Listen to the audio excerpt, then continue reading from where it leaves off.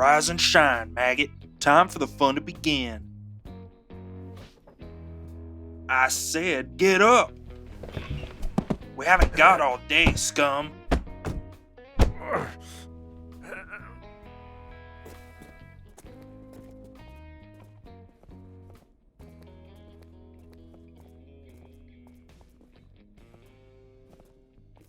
Has it really been 8 hours again already? That it has. Got the fresh trained recruits for y'all right here. Shame to have to rotate the D class. I kinda like the last two guys. Whatever. They're all scum. All I'm missing is the end of this boring-ass shift. The sooner we let these two get on with it, the sooner I get out of this hellhole for my long weekend.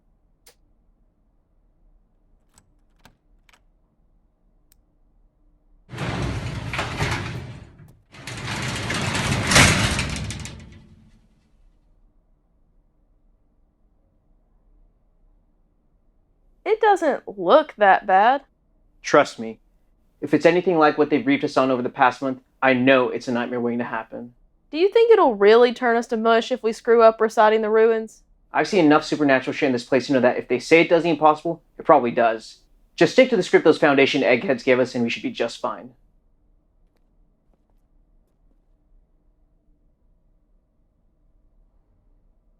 Ready? I suppose. 3, 2, 1. As can hold may notch no say may fret to say no ma. Esh zen kol nai cop no phrase et to no ma.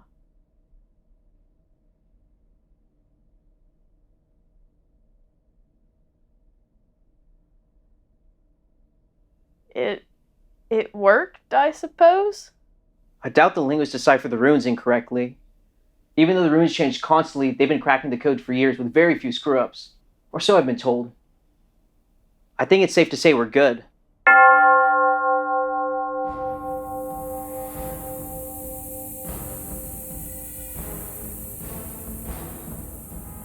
Looks like I spoke too soon. Stay focused and remember our training. No, no, no! They must have gotten it wrong! Remember the security briefing. We've still got a chance here. We just have to make our way out of its line of sight to buy some time. No, what we have to do is get the hell out of here. Hey! Hey! Open this door! You think they're going to risk a security breach to save our asses? No way. We're on our own. Now get the hell over here or you're as good as dead. D9085 and D6729. Foundation linguists are attempting to correct the oversight in Rune interpretation. Please stand by for further instruction. Stand by? Like hell, it's not gonna end that way for me! There's 5 feet of solid steel you're kicking. You're wasting your time. It's already too late for you.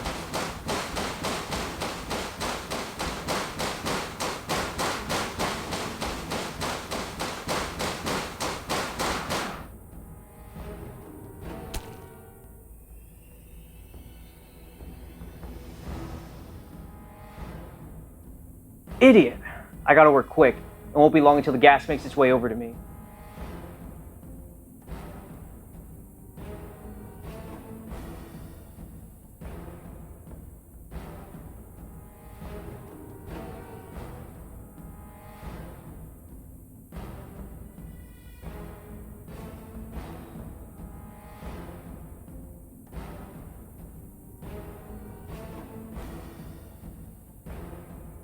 I'm no one of your damn linguists. If I don't make it out of here alive, you damn well barely step on the analyst protocol for this monstrosity.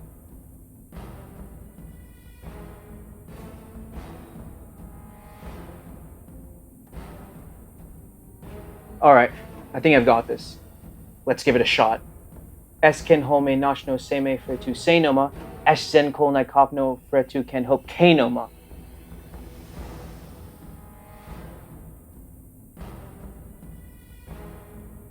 Esken home nash no seme fretu senoma, esh zen kol nai kop no fretu ken hope kenoma.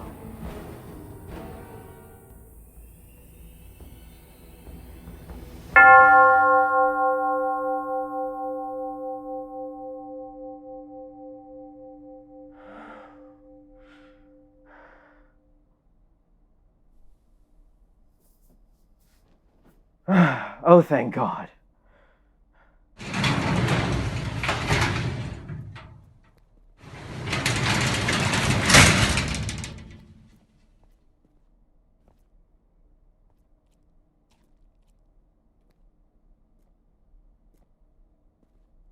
Yeah, we're gonna need a cleanup crew in SCP-077's containment cell in Research Sector 861 as soon as possible.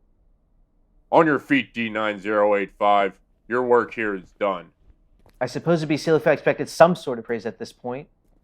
You could tell your whole team they're welcome. I only just did their whole job for them. Alright, Hotshot, time to go back to your cell. Confused? I'd be surprised if you weren't. I had no idea what was going on when I got here either. My name is Omar Minhaj, but around here, I'm designated by my number D-9085. That means I'm a D-class personnel, aka a prisoner pulled from the death row scum of society.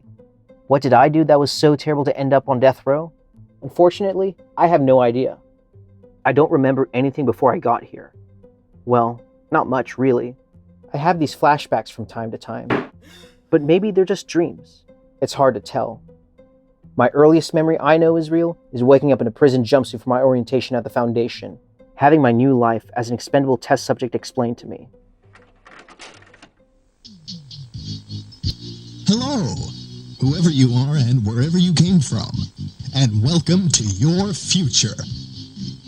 Now, you're probably wondering where exactly you are, and who exactly we are.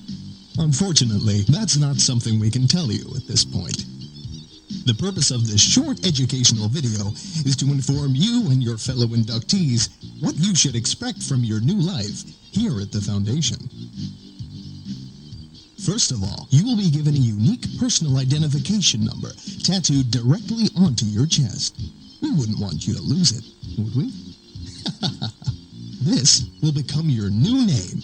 You and every one of your colleagues will be referred to henceforward as Class D. The D stands for delightful. Now that you're equipped with your new identity, what's next? Well, this is where the fun begins. Let's talk fashion. Say goodbye to your boring old clothes. Here, you'll be fitted with our super comfortable, standard issue electric orange overalls to keep you warm and cozy while performing your assigned responsibilities, all the while keeping you looking fresh and professional. Speaking of responsibilities, let's talk about yours. Your purpose here is to accommodate your supervisor's demands. Those are the friendly guys with the guns, such as cleaning up nasty messes, interacting with interesting characters, don't go off script, making sure you're in tip-top shape, the infirmary is always open, and fulfilling interdepartmental deliveries, and much, much more. You couldn't ask for a more exciting working environment. Just remember these 4 simple points, and your time here will be a walk in the park. Number 1, a locked door is a happy door. Number 2, questions are bad. Number 3, supervisor satisfaction is key. And finally, number 4, no pain, no gain. But it doesn't end here. If you successfully complete 1 month of rigorous Class D work, wait for it, you get to go home. No strings attached. You're free. I'd say feel free to come back and visit any time, but we can't tell you where we are. So, what are you waiting for? Get out there and make us proud like your life depends on it. Thank you for listening. Goodbye. And most importantly, good luck.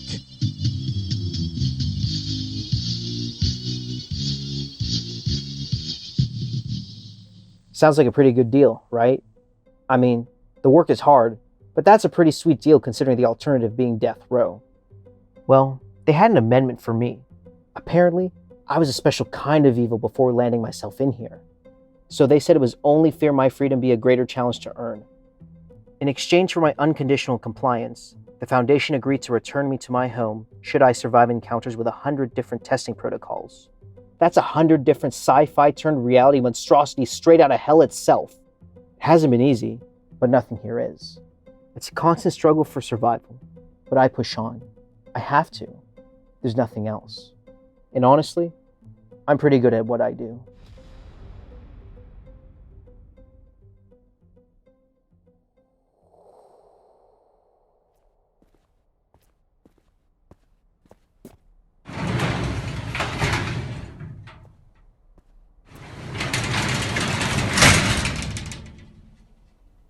All right, D9085, time to get you ready for testing. You're just calmly asking me to get up? Yeah, isn't that what I just said? How else would I do things? One popular method around here involves shouting and beatings, although I can't forget the classic grip the mattress from underneath me while I sleep maneuver, or the increasingly popular waterboarding me in the toilet trick. Why would I do any of that? I don't even know you. We've got no beef. Yet. You obviously don't know your coworkers very well, do you? You new around here? Yeah, just transferred to this site. Been here about a week. The name's Andres Wilson. And your name is? You already know my number. Did I stutter? I asked for your name, not your number. It's Omar. Omar Minhaj. Your site must have been a wildly different place if you care about the real names of your D class. I'll give y'all the benefit of the doubt. Some of y'all some real assholes. Some of y'all alright. Either way, I got a job to do. Alright, Omar. Let's go. Chop chop.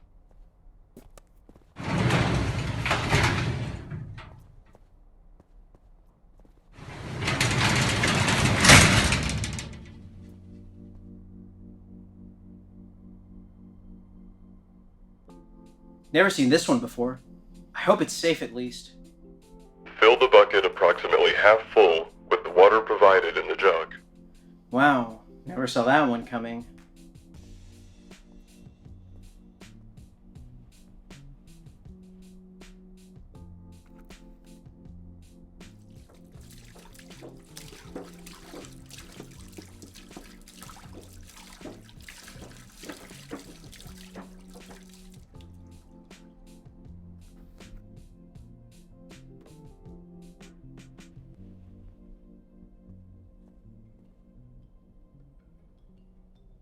Step closer to the bucket and look inside.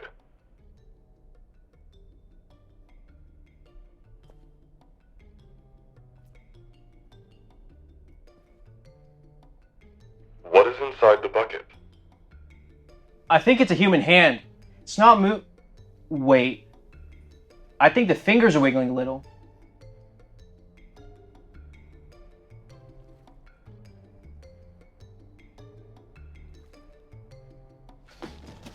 Yeah, that's what it is.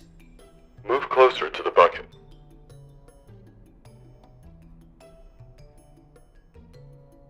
Yeah, I'm good.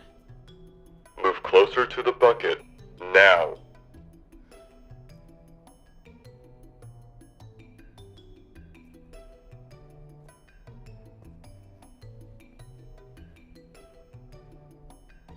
Keep it together, Omar.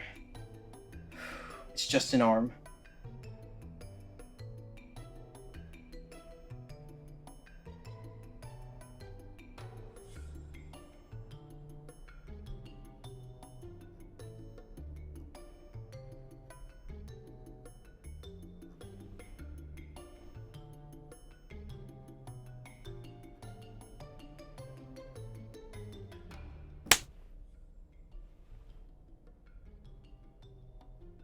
I honestly wasn't expecting that.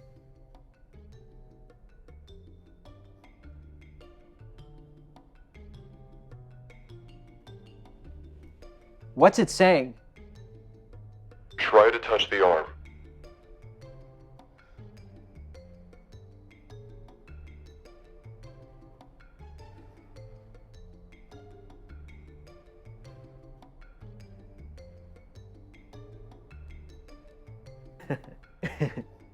Okay.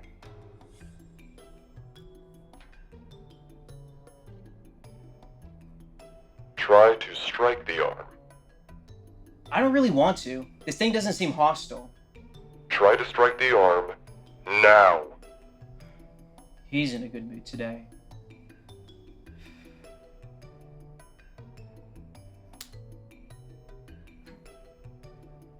Strike the arm again, but with more force.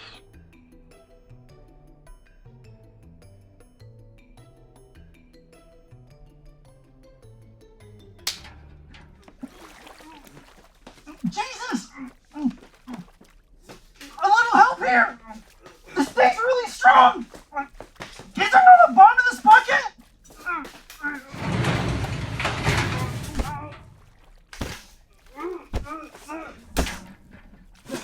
Hey, come on, what the hell? That will be all. D-9085. That'll be all, D-9085. Really? That's all? You sure you don't have Ceradons assault me again? It's fine. I'm fine. I've handled worse than arms before, and I can deal with anything they throw at me. And besides, this was my 91st test. I'm well on my way out by now, and this much closer to my old life. Whatever that was. I'll figure out what's real and what's not when I get out of here. For now, they're just waiting for that next test.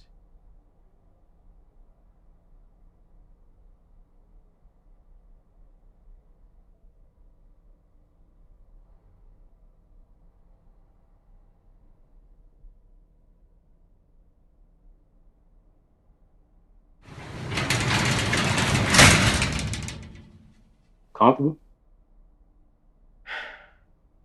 As much as I can be, I suppose. I don't know why they gave you that stupid table. It's like you have something in your pocket that you put on there at night before you hit the cot. Part of a Foundation-wide movement, as far as I understand it. The on-site psych department said that providing us with simple things from the outside would keep us mentally stable and useful for longer. As far as I know. So a tiny table is supposed to keep you emotionally stable. I've been told the Foundation approves simple things for our use. Simple, homey touches. No TVs, computers, entertainment systems, or anything fun, really. Security protocols are some bullshit. I guess since I've been kicking around for so long, they thought it'd be just fine drawing the short straw. Seems a bit unfair. There's not much you can do with a table. You know what'd be a great homey touch? How about a sink so I can wash my hands after taking a piss? That'd make me feel a lot more human. No kidding. That's gross as hell, man. You would think they'd give you more credit after all the tests you survived. Hook you up with something nice. You haven't been here long enough to figure out how they think, have you? I guess I haven't. And for your sake, you better hope it doesn't sink in. I see how those other guards treat those D-class. Very true. You're one of the good ones, and I appreciate that. Now, as long as the Foundation makes good on their end of the deal and gives me my freedom, this little table will do for now. All right, enough chit-chat. We gotta get you ready for your next assignment briefing.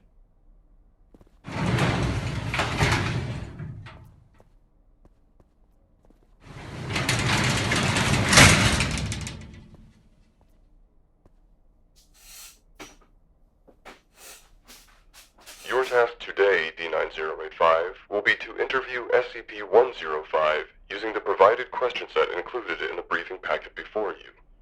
Upon completion of questioning, you are to deliver the closing message for the encounter as written. Upon final response yielded from SCP-105, you will be given further instructions on how to proceed. Understood? Sure. Sounds simple enough. Just one question, though. What kind of monster am I dealing with today? What is SCP-105? A limited access file has been included in your briefing packet. Please review the provided information now if you wish. SCP-105 is a female human of European descent. Blonde hair, blue eyes. She appears to be, for all intents and purposes, a normal human being in good health. SCP-105-B is a Polaroid one-step 600 camera and appears to be, for all intents and purposes, a normal Polaroid camera, operating normally for all persons aside from SCP-105. When SCP-105 holds a photograph taken by SCP-105-B, the photograph changes from a still image to that of a real-time image of the location in question. SCP-105 is also able to reach through the photograph and manipulate objects within reach of the original point at which the photograph was taken. SCP-105 has demonstrated limited ability to manipulate objects through other photographs, but can only achieve fine control using photographs taken through SCP-105-B. SCP-105-B and the photographs taken by said camera have no unusual properties when used by any other person. So without her camera, which I assume you have under lock and key, I'm just interviewing an ordinary human woman? Correct. More or less. Class 3 socialization privileges were recently revoked for SCP-105, so she may be irritable or more desperate for human interaction than normal. Don't be baited into a drawn-out conversation. Stick to the questions we've provided, and this assignment should be quick and easy for you. Good deal. Let's get this over with.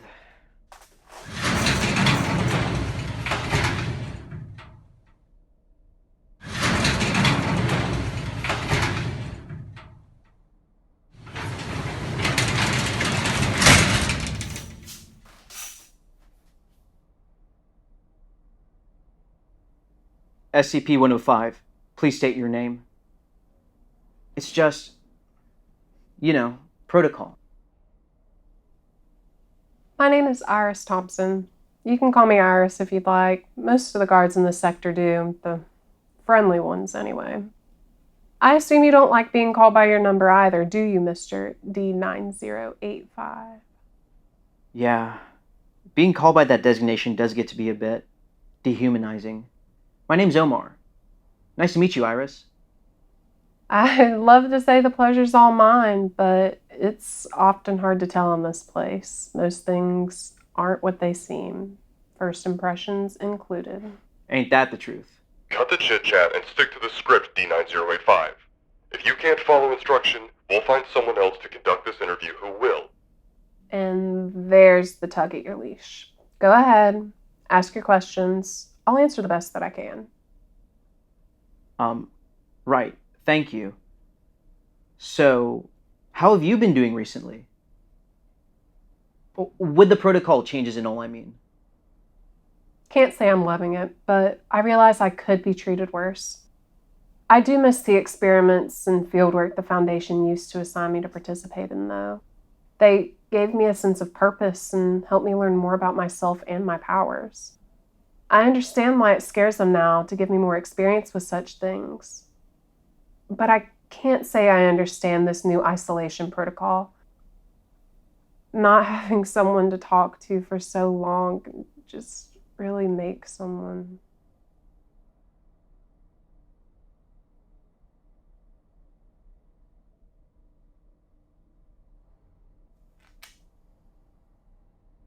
So I see the changing containment protocol took effect about 10 weeks ago. I suppose I'm the first person you've interacted with since then. The first person I've spoken with, yes. I've had some interactions with the guards, but I assume they've been instructed not to speak to or acknowledge me in any way unless absolutely necessary. I got a bit hysterical at one point and sort of freaked out on one guard. I'm not proud of how I acted, but I found the process of being brutally subdued oddly comforting. At least in that moment, they acknowledged that I still exist, for whatever that's worth. Yeah, I see that incident in your file here. There aren't a lot of strikes on your record. I think that took all the staff by surprise. I surprised myself, honestly. I guess I just hit a bit of a breaking point. It hasn't been great. A breaking point? Have you ever thought about making an escape attempt? No, of course not. I mean, I suppose in dreaming of an ideal world, I imagine myself out there, not here. But with everything that's happened to me, I don't even know what I would do with freedom. There's not anything or anyone out there for me anymore. No one out there for you? Didn't you have any family or friends before all of this? It's all in my file. Nothing new to the Foundation there. But since you surprisingly seem to care, I have no problem filling you in. And I'm sure the Foundation wouldn't mind having this on the record again, just to make sure they've got all the facts straight. You may proceed, 105. If there's anything these Foundation scientists like in their work with an infinite amount of unknowns, it's confirmation they at least know a thing or two. Anyways, long story short, my one true love is dead, and I was framed for his murder. I was cleaning up around my apartment one evening. just starting to set up some new photos on the wall of my boyfriend and I. Suddenly, one of the photos of him sprang to life as photos I take often do, only this time it was different. I saw a figure approach my boyfriend in the photograph holding up a knife. I tried to stop what I saw coming, tried calling out to him, tried to swat the cloaked assailant away. But my powers weren't as developed as they are now. I was hopeless. I couldn't stop it. I ran to his place as fast as I could, but by then it was too late. The son of a bitch was gone, and I was left holding a dead body of the man I loved. They never found the murder weapon, only me there holding his corpse. And they put 2 and 2 together and blamed me for the murder. And when I tried to show them my powers and explain my story, That's when the Foundation showed up. I'm so sorry, Iris. That's even more awful than I could imagine. I doubt it. I mean, it's awful, of course, but with the hell that you D-Class are put through, I'm sure that you can imagine much worse. And there's no one else out there waiting for you? Don't you have any friends, family? I was always more of a loner. I didn't have many friends anyway. My family and I were close, but the Foundation made sure my parents have no memory I ever existed. There is nothing left for me outside of these walls. Why then did you decide to arm yourself in Incident R1300 Site 17 and attempt to escape? I did not try to escape. But you did arm yourself? Well, yes, but the circumstances called for it. I surrendered myself as soon as the Foundation took control of the situation. Recount exactly what you believe happened during Incident R1300 Site 17. Everything went to shit real quick is what happened. I was pulled out of my cell by some guard. He insisted things were getting bad and that they had to move me as quickly as possible. Some group of men dressed in all black attacking Site 17 were taking out guards left and right. My escort didn't last long, so I did what I needed to in order to survive. Honestly, prisoners like me did more to protect Site 17 than the Foundation did. Anyway, what I'm trying to say is I actually helped the Foundation during the incident. I took out several of the men in black before the elite team arrived to help contain the situation. As soon as the Foundation was in control again, I surrendered peacefully. But by then, things were pretty bad anyway. I suppose that's why they moved me here from Site 17, just until they have everything under control back there. You and the Foundation seem to have differing opinions on how that situation went down. Well, all of the Foundation personnel that were actually there from the beginning aren't around to support my story now, are they? The men in black made sure of that. Look, I of all people wouldn't blame you for trying to take that opportunity to get away from this nightmare. Despite what you've told me, I'd imagine you'd still have reason to leave. Maybe to avenge your boyfriend? Or just to clear your name? I am sure there is nothing left of my name outside of these walls and their files. The Foundation doesn't seem like the type of organization to leave loose ends behind.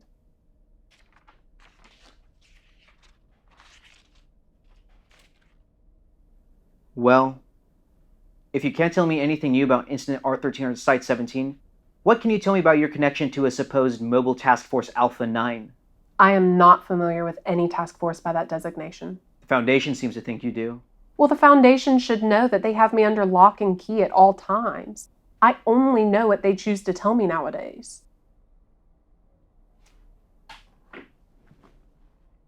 Let me level with you here. You know I have no inside knowledge or power over whatever the situation is about. But I've been sent here today to mediate an offer between you and the Foundation. Now, let's suppose this Mobile Task Force Alpha 9 isn't a myth. And let's suppose that a security breach in the Foundation led to your involvement with said task force. The Foundation is fully prepared to offer no repercussions for your involvement and even reinstate your Class 3 socialization privileges in exchange for any information you can bring to light about the situation, especially the names of any Foundation personnel involved. If you know anything at all, it's not a bad deal. I'd consider taking it if I were you.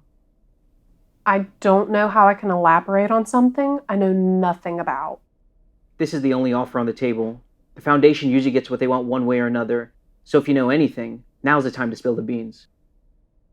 There's no point in trying to fool anyone around here. I don't know what I don't know, and that is all there is to it. Very well. SCP-105. D-9085. Your work is concluded. Please exit the chamber. I am sorry for your troubles, Iris. I do wish you the best.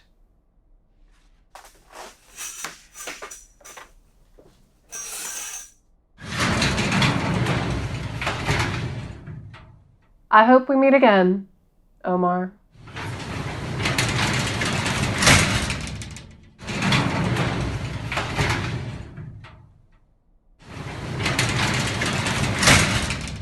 Mobile Task Force Alpha 9? That's none of your concern, D-9085. Your job was to read the questions. You have done that. You may return to your cell to await your next assignment. Your escort is waiting outside the door. She has a point, you know. If you got her under lock and key, how could she possibly know anything that you all don't tell her? She doesn't seem like a threat to me and— That's enough, D-9085. Proceed to your cell before you are forced to do so.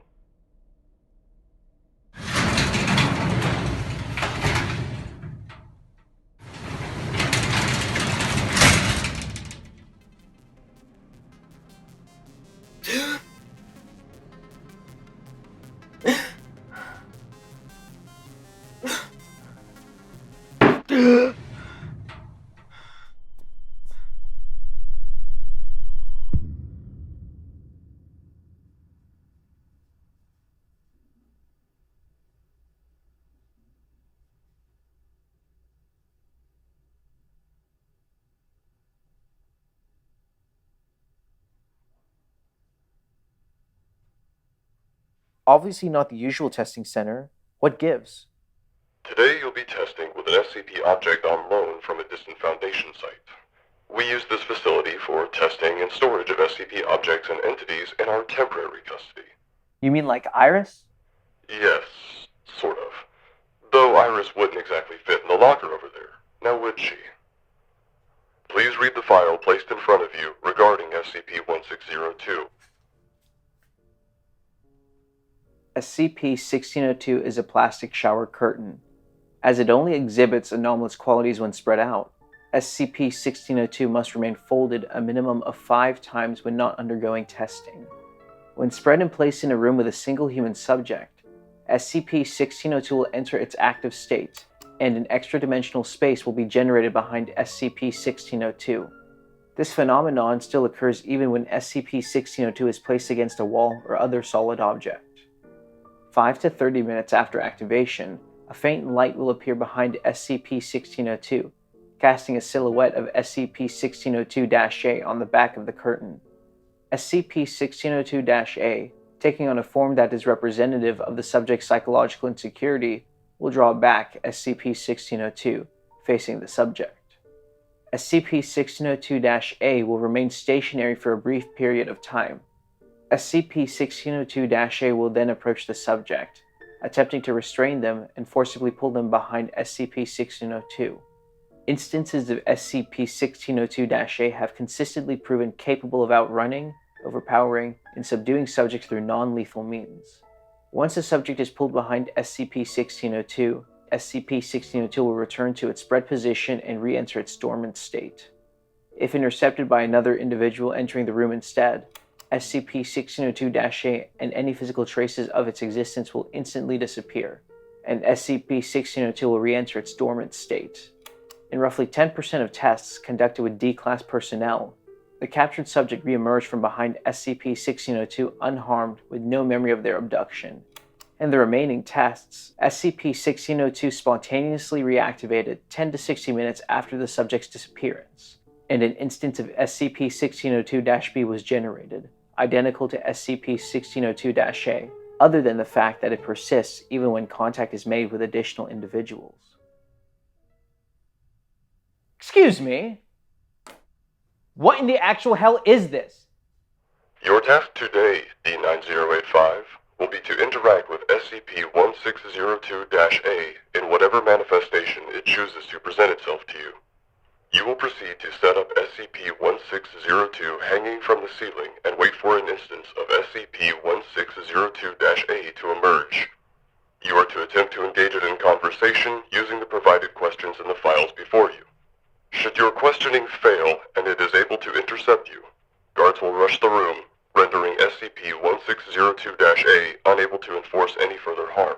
Understood? Yeah, I understand, I guess. Just make sure the guards are ready when this thing jumps me. Of course. They'll be ready.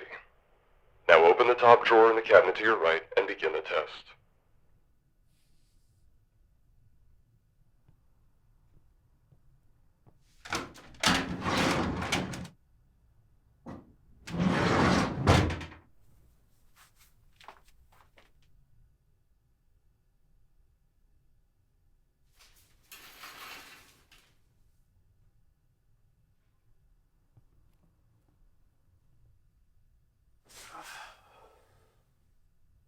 And now we wait. Kill the light. This will help us better visualize SCP-1602-A when it appears.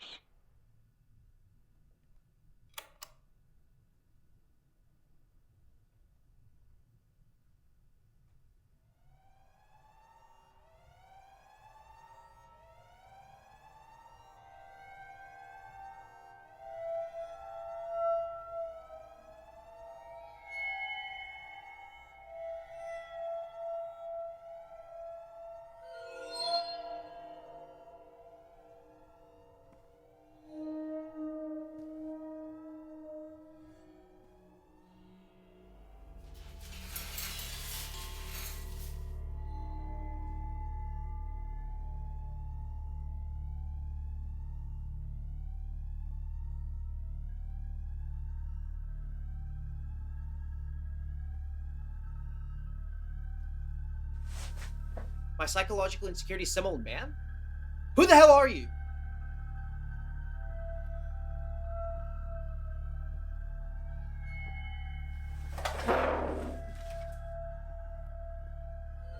Okay, Mr. Charismatic, let's try a different question. Where do you come from?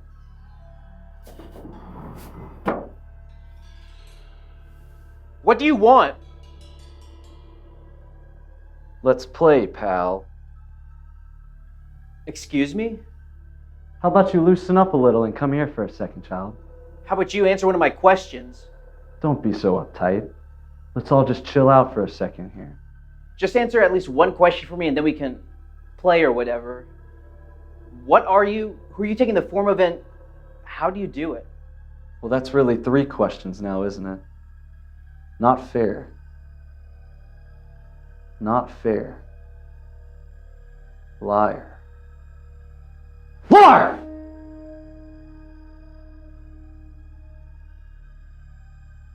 You don't seem so scared. Not much. Too little. Am I not what scares you? No. That's not it. Have you repressed it all? Can't remember? That's no good. Loosen up, buddy. Decompress. Come a little closer. Share my air. All right, he's always not answering any questions. Shut this test down in here.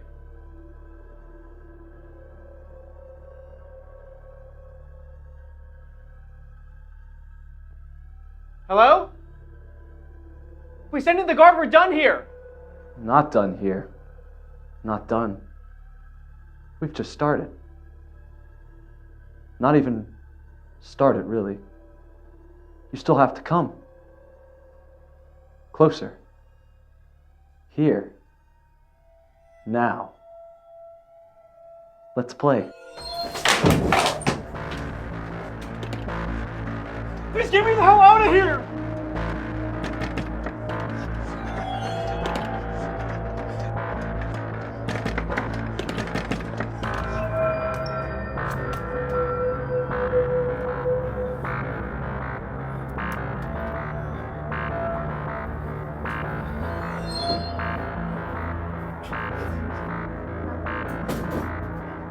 Call me Amos, sweet child.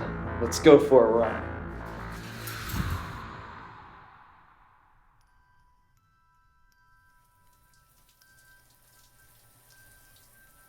Dark times. Amos Rhymes. have forgotten. But he never forgets. The Foundation has hidden away all your regrets. Nothing but nightmares here. Nothing but nightmares there.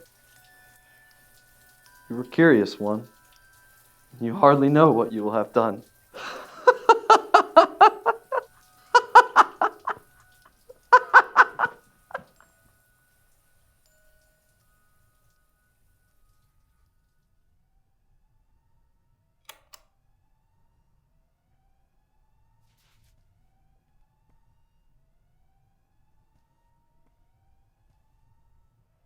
Identify yourself immediately. What is your designated number? D-9085. Chill out, it's me. Do I look like whatever that thing took the form of to you? Describe what happened to you.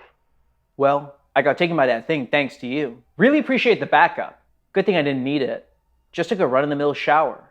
Nothing more, nothing less. Just a shower. Just a shower. A rather pleasant one at that. What happened to SCP-1602-A? How should I know? We didn't shower together if that's what you perverts are wondering. Did it say anything to you behind the shower curtain? Not that I can recall. Like I said, I just took my shower in private. Well, I suppose that wraps things up here. Please exit the testing chamber. You'll be escorted back to your cell now.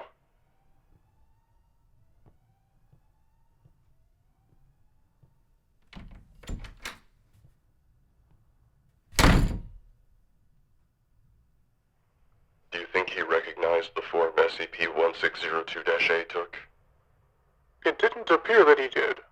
Unless he had some particularly deep shower thoughts, I doubt this interaction sparked anything. I didn't expect Amos to be his worst fear. Maybe we misunderstood the relationship. Not at all. It makes sense when you think about it, really. If you say so. Not done here. Not done. Come a little closer. Share my air. You don't seem so scared. More! Let's play. They're not just dreams. I know him. Or, I knew him. And apparently he's my greatest fear. Good morning, Sunshine. You look not great. Not great at all, actually. What's up? Nothing, I just had a weird dream. About the man in the suit again. From the test with SCP-1602 last week? Yeah. I wonder why he's on my mind, though. I mean, I guess he's supposed to be my biggest fear or something, but how can that be if I don't remember who he really is? Beats me. Maybe you should go back to SCP-1602 and play with him again to find out. I'm sure he'll answer your questions this time. Like hell, I'm going back in there. I was lucky enough to make it out alive the first time. I'm not trying my luck with that shit show again anytime soon. You sure? You don't want to have another rendezvous with your dreamy shower pal? I told you, he was in the shower with me, for God's sake. Why do I bother telling you anything? Because I'm the only one that cares enough to listen instead of finding excuses to beat you with my nightstick. Fair point. As a matter of fact, we got places to go. Let's get a move on before you give me that excuse I was looking for.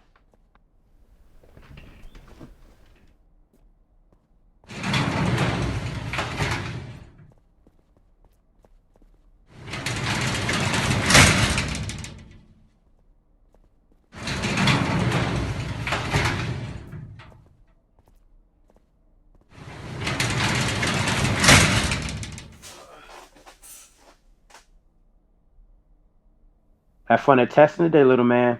I'll be back to come get you at the end of the day. That's quite enough, Mr. Wilson. You can cut up on your own time. Quit fraternizing with the D-Class. Of course, sir. Sorry, sir.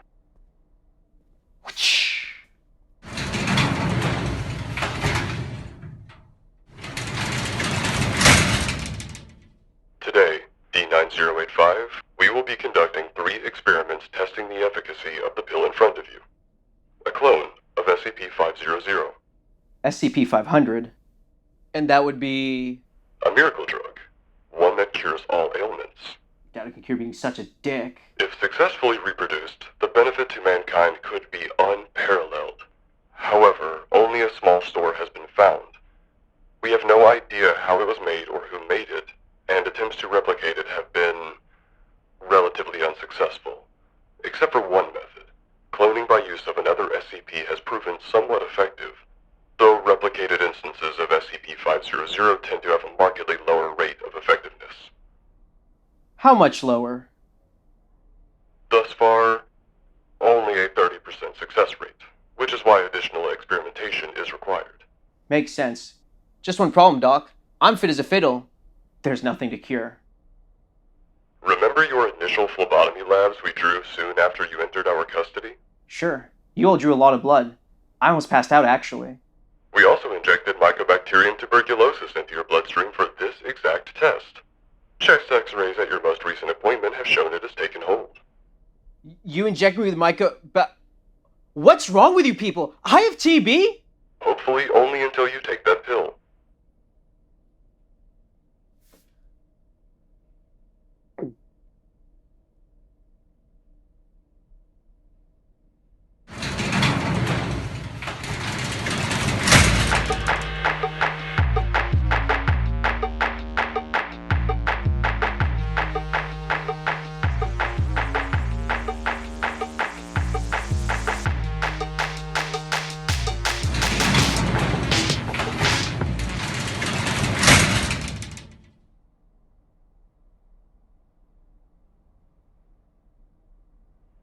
Congratulations.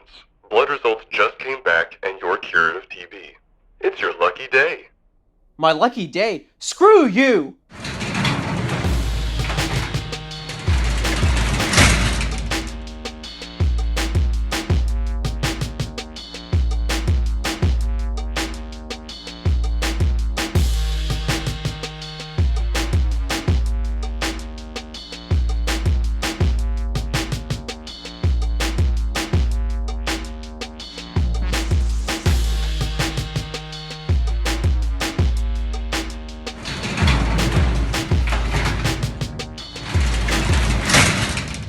Please ingest the contents of the vial.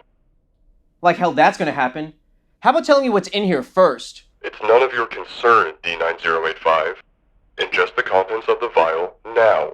None of my concern? I damn well think this is of my concern. Why in God's name would I mess with anything around here not knowing what I'm getting myself into? Let alone ingest some weird green liquid. This could kill me for all I know. What you do know is that you will be terminated promptly at my command if you fail to comply with our orders. That vial is your only chance for survival at this crossroads, and I suggest you take the gamble. Well, when you put it like that. C'est la vie.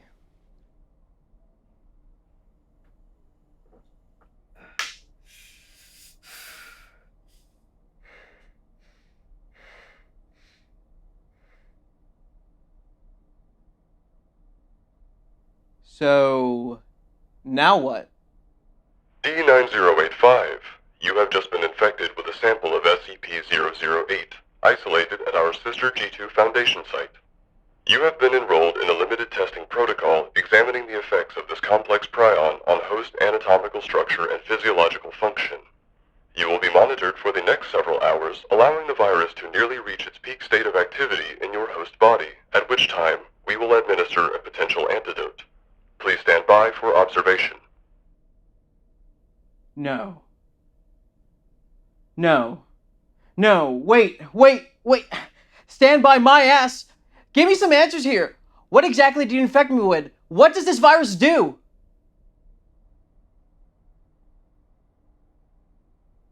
Hey! Hello? What am I in for here exactly?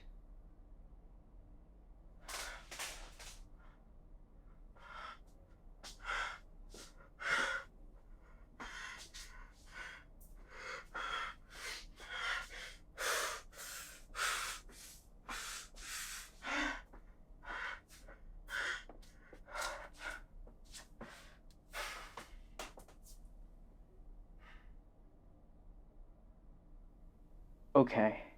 Keep it together, Omar. Whatever you just drank, I'm sure you've been through worse before. You made it through then and you'll make it through now. And hey, viruses aren't perfect. I must have a pretty good immune system. I don't recall even catching a cold in this place. I'm sure this virus won't even take hold, and I'll be out of here in no time. Doctor's Note. Experimentation Log SCP-008. SCP-008 once again proves its infection rate of 100%, taking hold of another host within the 3-hour time window of initial exposure. D-9085 began showing feverish symptoms within the first hour, sweating profusely and complaining of the temperature in the containment chamber. Hey, can we cool it off in here or something? Testing chamber includes an isolated air circulation system for ventilation. While the virus is not known to be airborne, one can never be too careful. For God's sake, cool it off in here. Feels like a damn oven. Request denied. As fever rose and D-9085's discomfort increased, he continued scratching areas along his arms and face, presumably precipitating the emergence of patches of rapid cellular degeneration and necrosis. Subject continued to progress as expected, experiencing initial symptoms of dementia after 5 hours post-exposure, increasing in severity from this point. As the confusion continued to rise, subject became disoriented and restless, pacing the confines of his containment chamber. Subject continued pacing and moving for the remainder of the test, tirelessly, likely due to the increased oxygen storage capacity of red blood cells and altered rate of metabolism as observed in previous test subjects. By 12 hours post-exposure, subject's behavioral patterns and motor controls were all noticeably and significantly damaged. Potential antidote was provided prior to complete mental degeneration.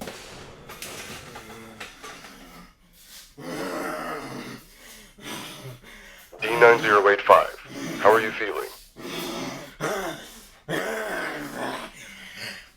D-9085, can you understand me?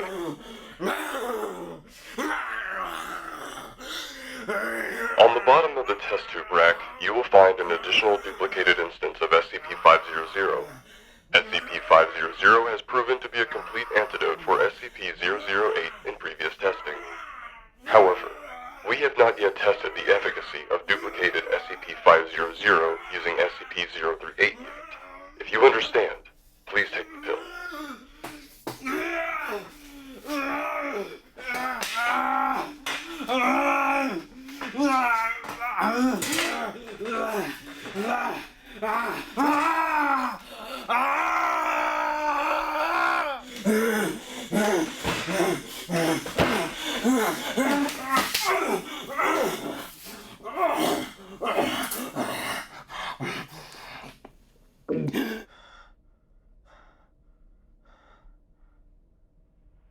Keep him under observation.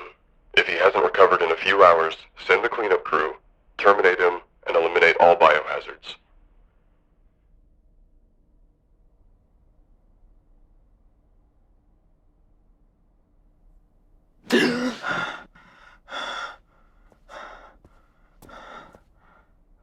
Look who's finally awake. Did that actually just happen? Oh, yeah, it happened. I don't know what they were testing on you. That's on a need-to-know basis, apparently. But you looked horrible, man. Like, worse than dead awful. Good thing that SCP-500 knockoff did the trick for you. How long have I been out for? Almost 2 days now. You've been really struggling to hold on, man. It was the weirdest thing. They were going to have us pull you down after a while longer. Then all of a sudden you started improving. Like some kind of delayed reaction with the pill or something. How long did it take for me to start looking better? About 5 or 6 hours after you took the pill. It's never taken SCP-500 that long to kick in before. Even the knockoff ones. Or so I've heard. They just figured the pill you took was a dud. Until it worked, that is. Doc was super confused, man. It was pretty funny. So spill the beans. What'd they test on you? It was pretty awful. Actually, I don't remember what they were testing on me exactly. I remember drinking something, and then things got really bad. I remember feeling awful, but I don't remember exactly what happened. Ah, they hit you with the amnestics. Figured they would with something that top secret. Amnestics? Oh yeah, man. Basically drugs to make you forget. All the rage with the Foundation. Have to keep a lot of this supernatural shit on lock to keep the match from going into a frenzy. I guess whatever they were testing was too top secret to let you remember the details. I can't say I'm surprised, but I didn't know the Foundation could wipe people's memories like that. Well, I suppose any D-class that have had some exposure to the drug don't remember to tell the tale.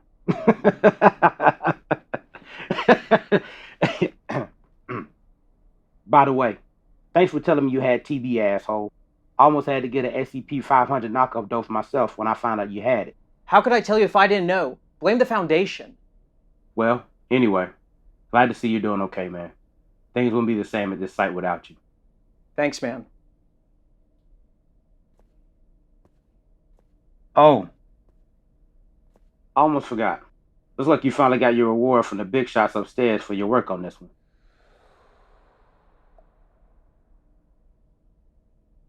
Take no more than 2? Why would they leave me a whole bowl of candy with a note like that? No idea, man.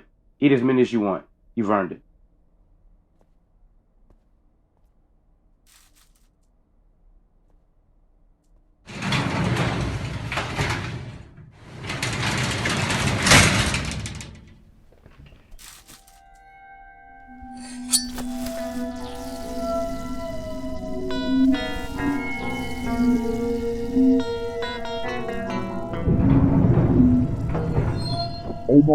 Omar! Take this!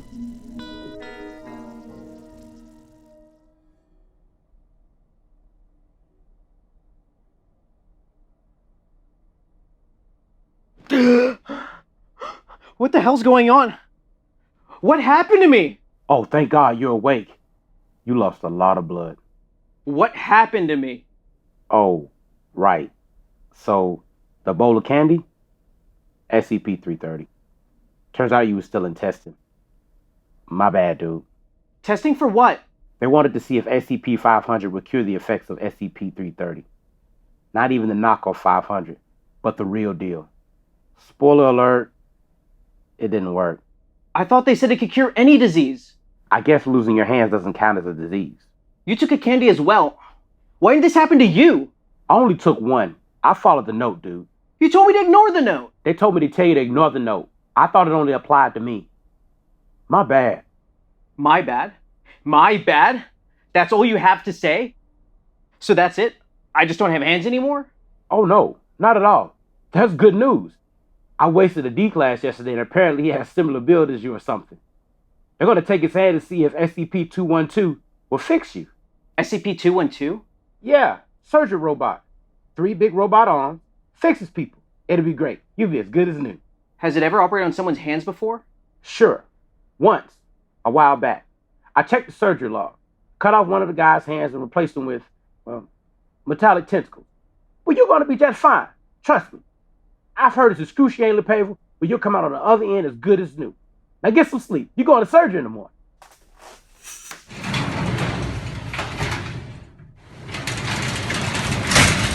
Did he say metallic tentacles?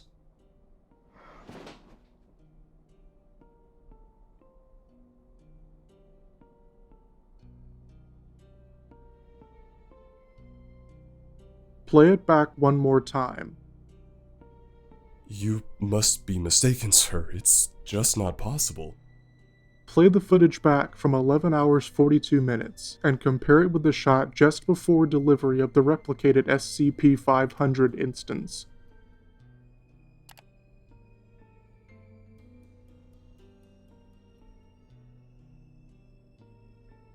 It just can't be. Sir, what does this mean? It means we need to keep an eye on D-9085. Place him in lower risk testing for the time being. We need to review these tapes more, frame by frame, carefully. If what just happened is true, we'll put in another request for an SCP-008 sample. We're going to need one more experiment.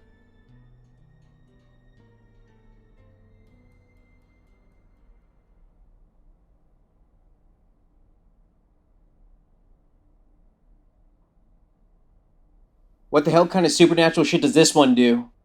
A bit irritable today, are we, D-9085? Well, if you let me sleep a little bit more after my surgery, maybe I'd be a little bit more bright-eyed and bushy-tailed right about now. SCP-212 did a decent job, I'll give it that. But not having any anesthesia and painkillers hasn't made recovering any easier.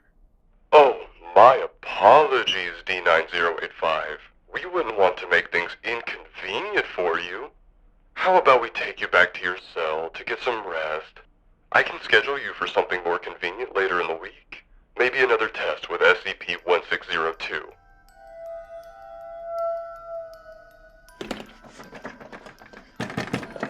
Or I'm sure we could use some more data on SCP-330 if you don't like the pain with your new hands.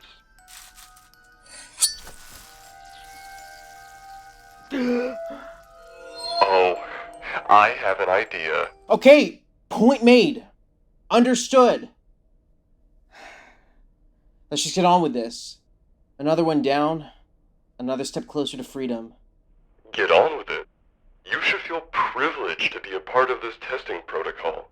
Usually only personnel with level 2 clearance are allowed access to SCP-216, but we're giving you special access for this testing round. How about that? D-Class talk in the cafeteria, you know. Special privilege my ass. I don't know the specifics about this one, but I do know about a year ago, one of your docs and two of us D-Class bit the dust during testing. A Wolverine attack? Do I have that right? Didn't want to risk someone important with your little test, did you? You shouldn't believe every rumor you hear, D-9085. It's unwise to get caught up in D-Class gossip. But look at me, being generous with the free advice. Let's cut the small talk and get down to business.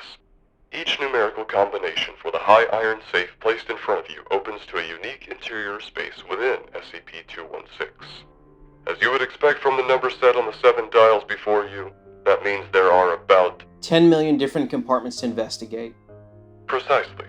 And as you would also expect, even working at a relatively brisk pace to investigate and record the findings from each individual compartment will take us approximately 150 to 300 years to observe all possible combinations. You will be aiding us in our testing of SCP-216 for the next several weeks, exploring new compartments in numerical order as instructed and verbally describing all that you may come across.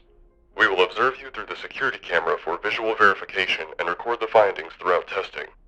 Understood? Oh boy, I can't wait. What happens if I find something hostile in one of these compartments? What safety nets do you have for me in case of, I don't know, another Wolverine attack? If such an event were to transpire, not that it ever has, we have an armed detail on standby outside of the room to take care of such matters. Oh yeah, like with 1602, right? Why aren't they in here with me? Wouldn't that give them a faster reaction time? No sense in wasting their lives too in the event of a room-clearing anomaly. That would simply be irresponsible. Right.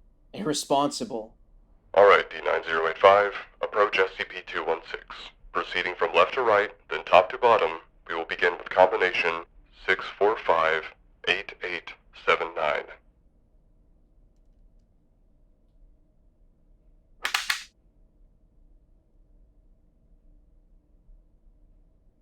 This one's empty, Doc. Most of them have been to date.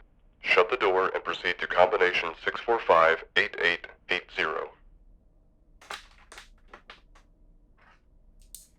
Oh boy, I'm in for an exciting few weeks. 645-8901.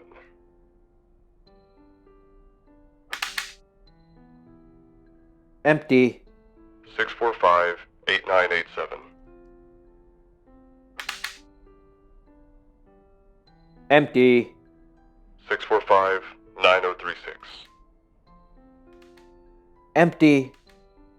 645-9148. Empty. 645-9922.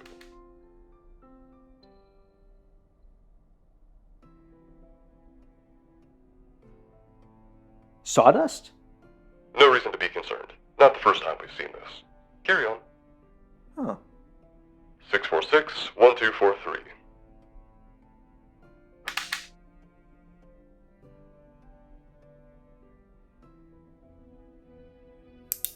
Replace the flashlight and make a note. Nothing else to see here. 646-3781.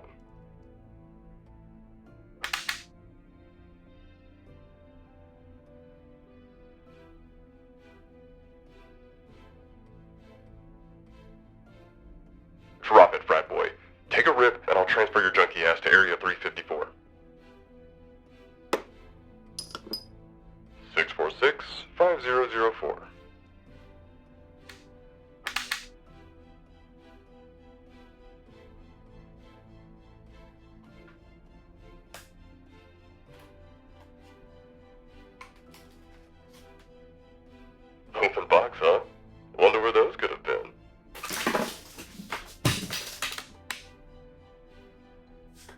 646-5266.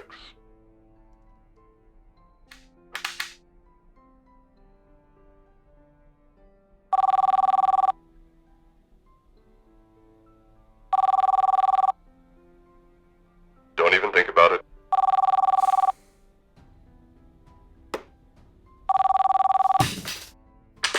646-8665.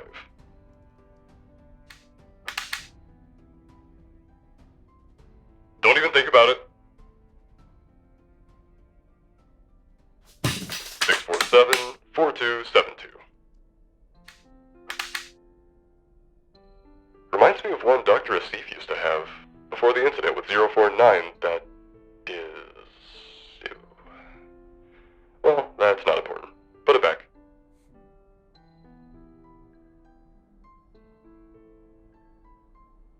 647-7469.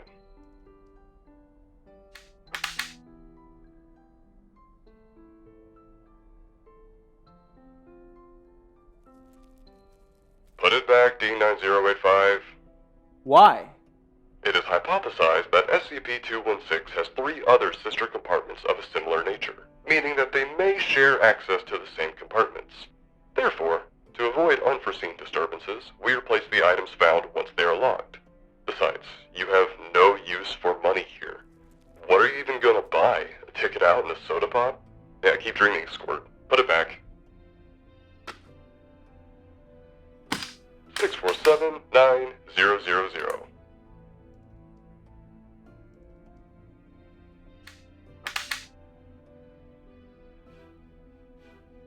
Try using the party horn.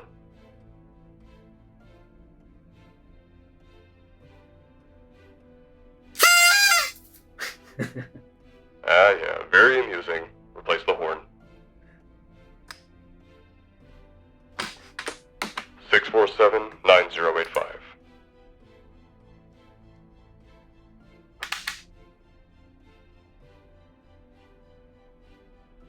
Looks like an envelope.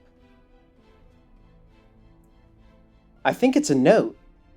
Stand by for retrieval from Level 2 personnel for examination.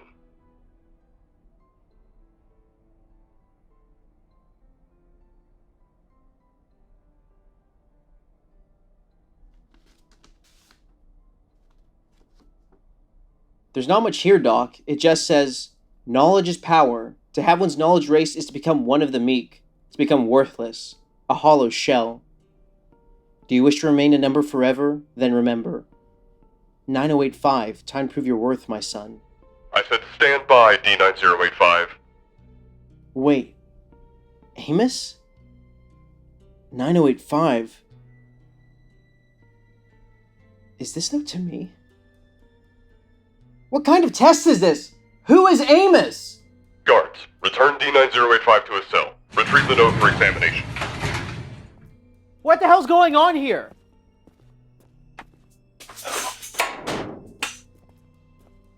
Hey, I'm talking to you! What the hell's going on?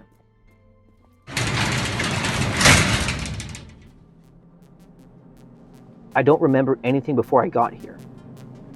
Maybe they're just dreams. More! Call me Amos, sweet child. Who is Amos?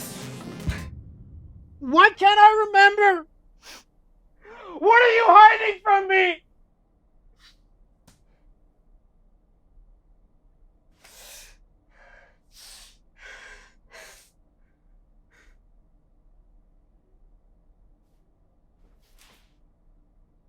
They used amnestics to wipe my memory when testing with SCP-008. Who's to say they didn't do the same when I first got here, wiping away the past few decades from my mind rather than the past few hours? That would explain why I can only recall fragments from my past.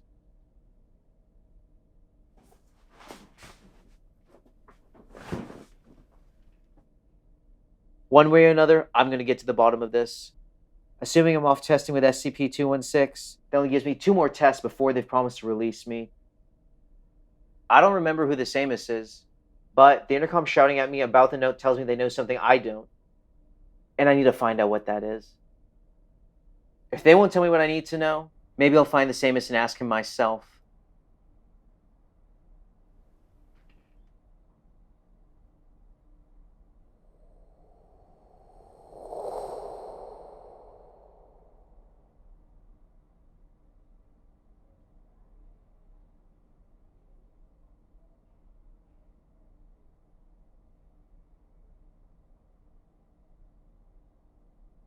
Any briefing for today? I've been sitting here for most an hour without any instruction. At least tell me what's going on if I'm in the middle of some test.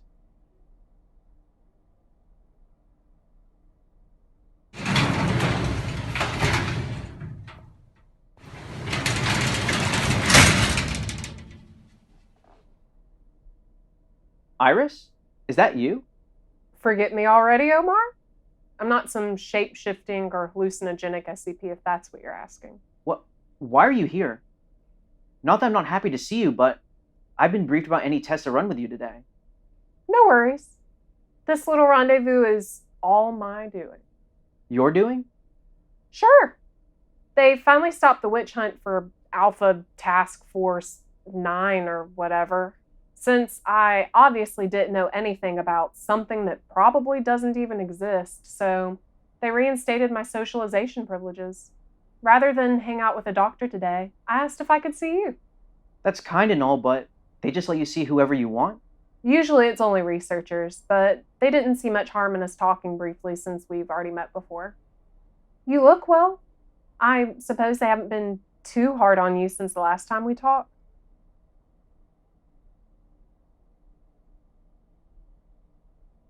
I'm lucky enough to look this unscathed considering everything that's happened to me over the past few months. How have you been? Have they treated you better since we last spoke? Things have at least reached a state of normalcy again. I still wish they'd let me test my powers more, or assign me field work again. It'd be nice to get out of my cell and at least have something to do. That reminds me. I wanted to ask last time after we spoke, what kind of fieldwork were you assigned before? I was a member of the Mobile Task Force Omega-7, comprised of a group of people with powers like mine to help the Foundation contain more anomalies. With powers like yours? They found other people that can manipulate photos? No, not powers just like mine. I mean people with equally unexplainable powers. Like Gustav.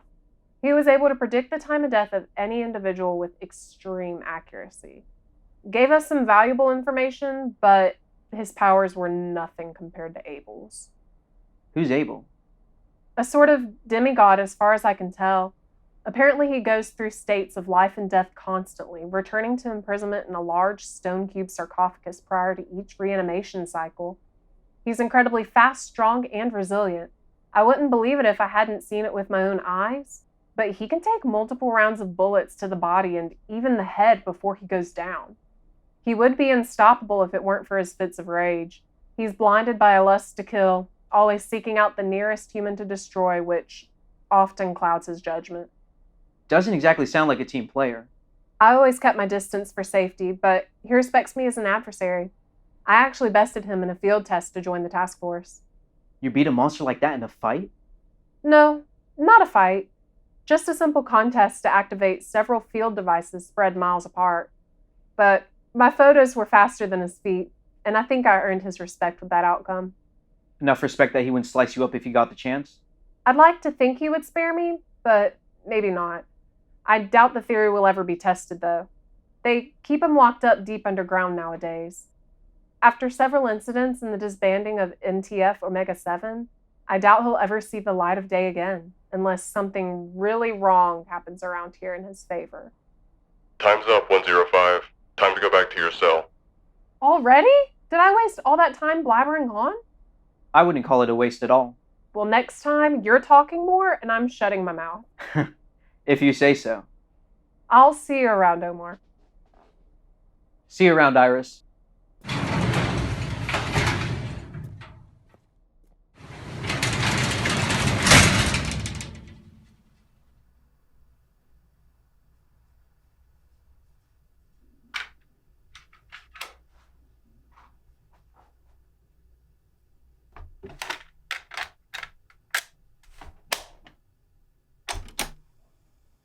D-9085. Could you please state for how long you've been a member of SCP-838-1?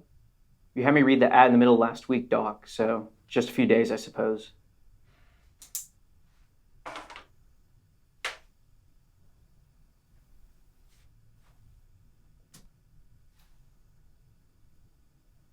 Is this the ad you were asked to read 9 days ago?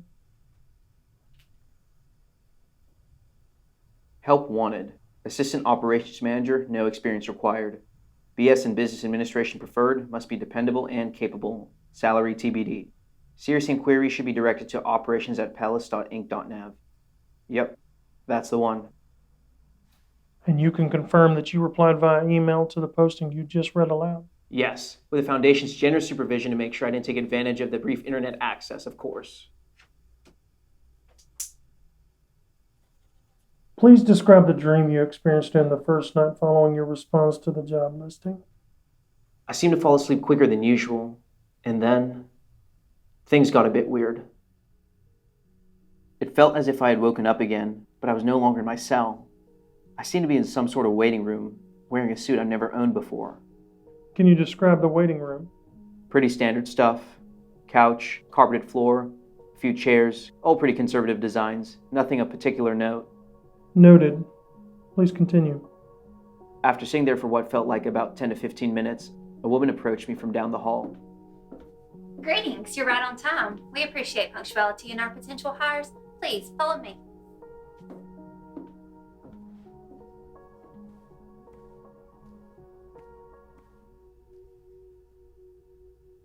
Can I offer you anything, Mr. Usman? Tea, bottled water, perhaps?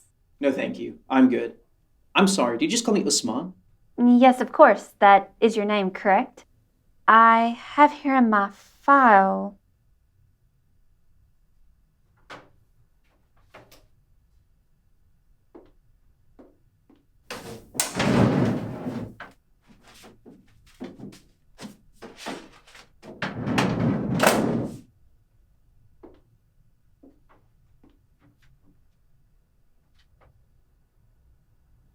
Excuse me, Mr. Omar. Omar Minhaj. My apologies. Sometimes our files are a bit outdated, and I was not looking at your most up-to-date profile. Your files? You have a file on me? Yes, of course. We have files on all of our applicants. From where exactly? From your mind, of course, silly. We have your brain fax over all the personal information we need while you're in transit to your interview. Are you implying my own brain would process my name incorrectly? Not at all, Mr. Omar. I'm sure your brain is functioning at proper efficiency. The brain simply stores more information than we are aware of consciously. I'm sure your brain wasn't mistaken. Perhaps just a name from a past life or something similar. I suppose so, if you believe in reincarnation and that sort of thing. Belief doesn't make it so. Having something be so makes it so. Are you telling me that reincarnation is the truth behind what lies after death? I'm sorry, Mr. Omar. That's not exactly my department. We seem to have gotten off topic, though. Let's focus back on the interview at hand. How did you hear about the job opening here at Perilous Incorporated? Well, somebody showed me one of the newspaper want ads earlier today. Ah, I see. Our job listings. From the Chicago Tribune? I'm not sure of the paper, to be honest. I only saw the one clipping. A direct referral, then. And who showed you the ad? Friend or family, perhaps? Not exactly. More like a supervisor of sorts. Ah, I see.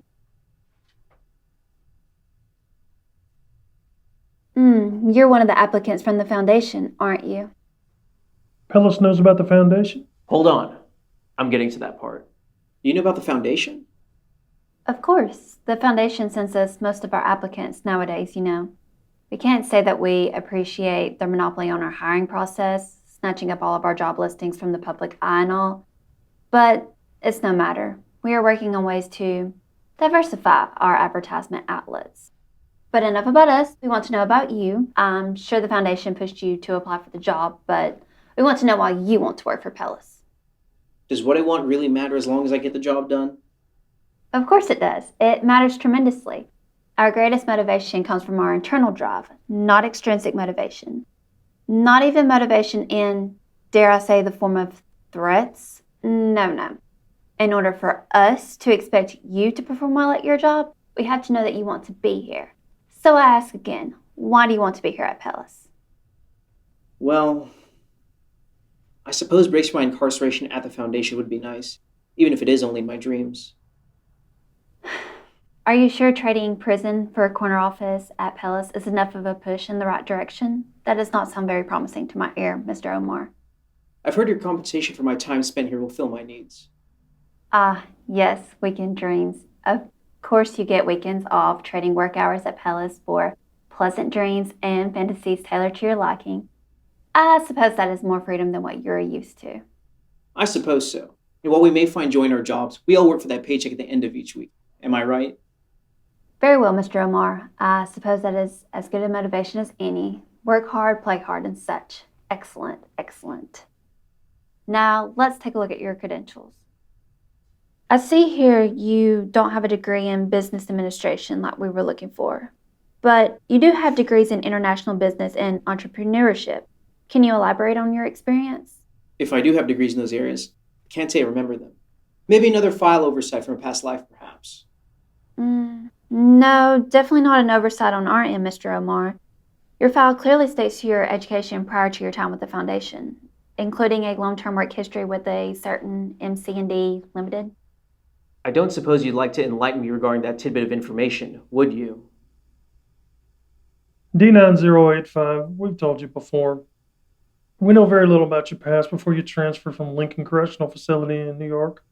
Certainly natural you'd have employment prior to your incarceration. Small startup, independent law firm, perhaps.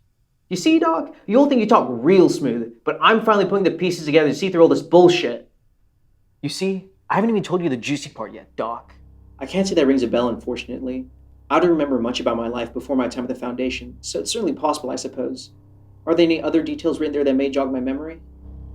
Not many additional details, no, other than technical descriptions of some sort of simple job duties, software proficiencies, and whatnot.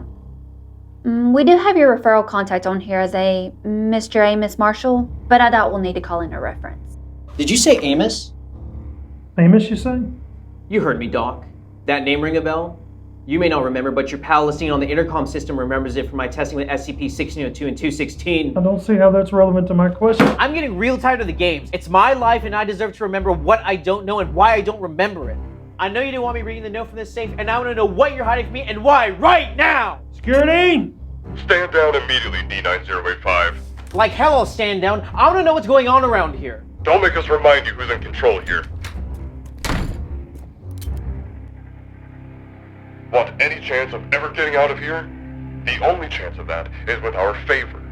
Fail to comply again, and we will put you down without a moment's hesitation. Now sit down immediately.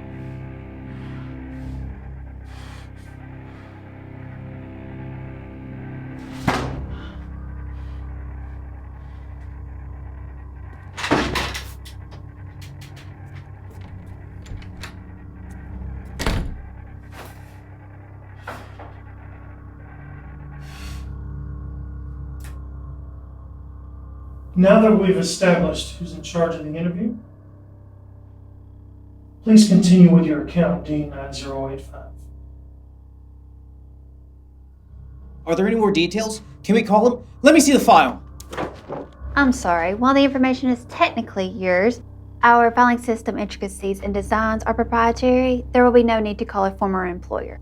Please, take a seat, Mr. Omar.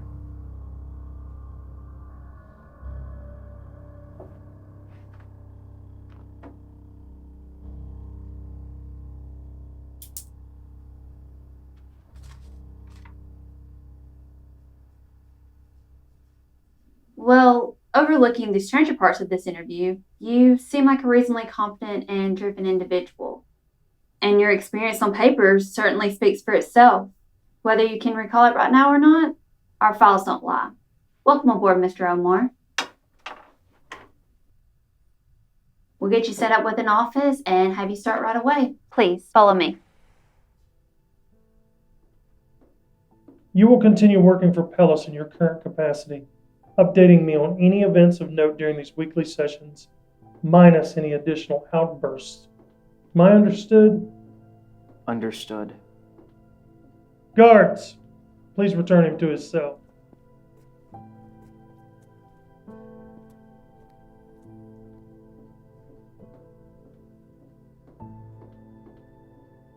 Here you are, Mr. Omar. Please remember we expect 8 hours a day and peak efficiency. You'll find that your office is outfitted to handle all of your needs. Should you have any questions, you know where to find me. Welcome aboard. Perilous is happy to have you.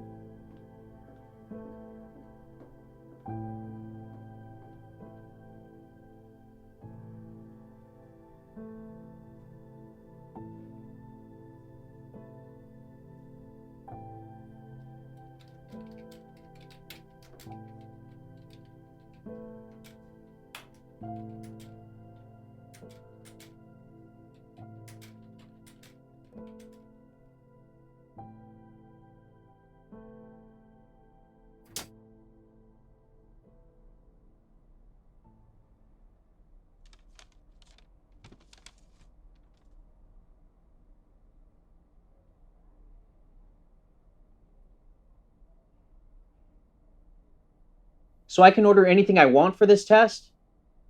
No. You will be ordering 1 hamburger and 1 taco. A la carte.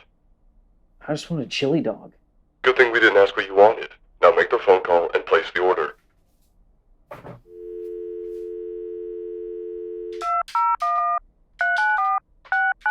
Hang up the phone. I'm just placing the call like you asked. Hello. You've reached the customer service help desk for the company. My name is Tiffany. How may I help you today? You don't sell chili dogs, do you? Excuse me? Hang up the phone. I think you gave me the wrong number, Doc. You need to be holding the menu while you place the call to reach the service number for SCP-971. Without the menu, the number dials the software company help desk you just called. Well, it's not like that was intuitive or anything. Maybe if it didn't withhold so much information, I would have done it right the first time. Just place the call holding the menu this time. You remember the card number we gave you, correct? Yeah, I remember.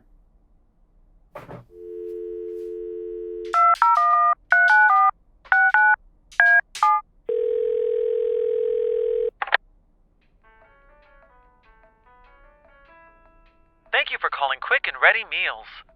When you are ready to order, please type in the item codes indicated on our menu for each item you would like to order.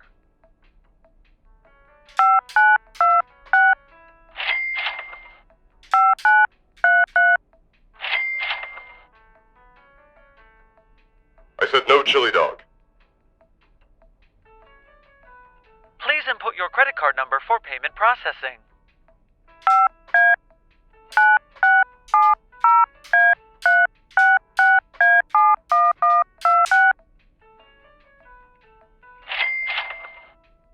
Your total is $1.23. Thank you for choosing Quick and Ready Meals. That's pretty cheap for a taco and burger. The prices are always lower compared to other local fast food chains. I bet adding a chili dog wouldn't have been that much more. The money wasn't the issue. So now what? You wait. About 20 minutes usually.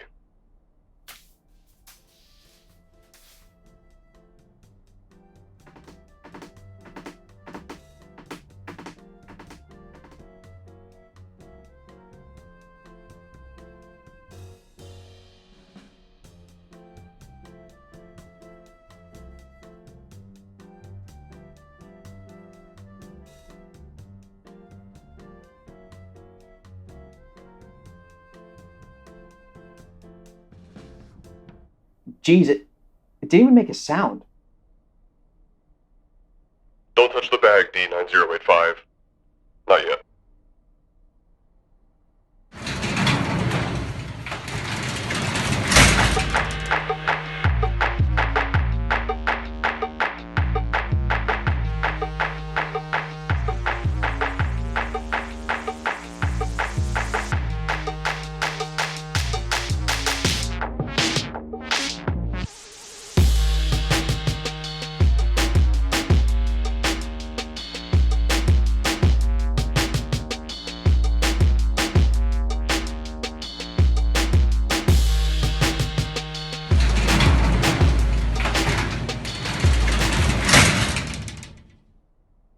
Dig in, D-9085.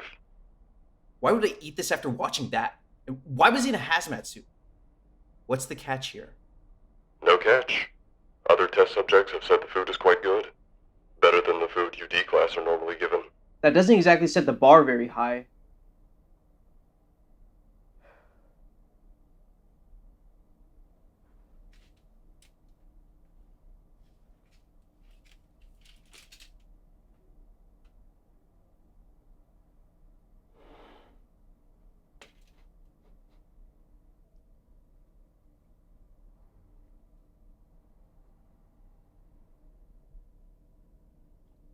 Hey, that's actually pretty good.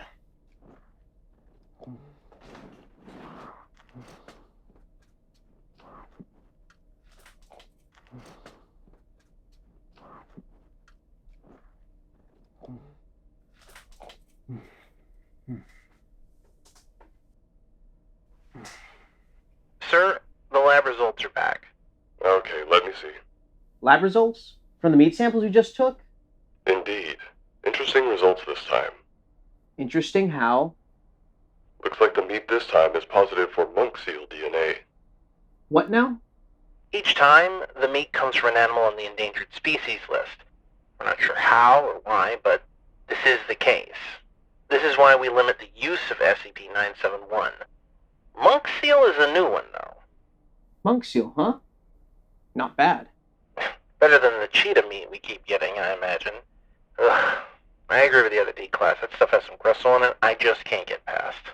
You may return to your cell now to await your next assignment. Your escort is waiting for you in the hall. Not quite, Doc. You seem to have overlooked something. Overlooked something? This test. This was my 100th SCP encounter. It's time for you to hold up your end of the deal and give me my freedom. God knows I've earned it.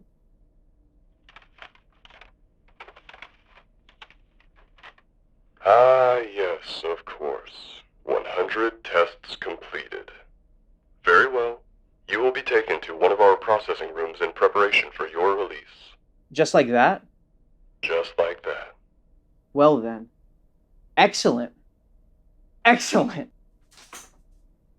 I can't say it's been a pleasure, and I definitely won't be missing you.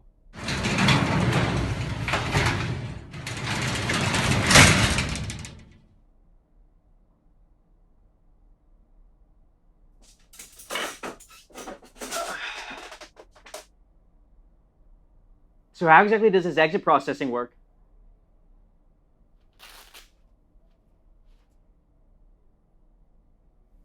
I'm so sorry, man. What?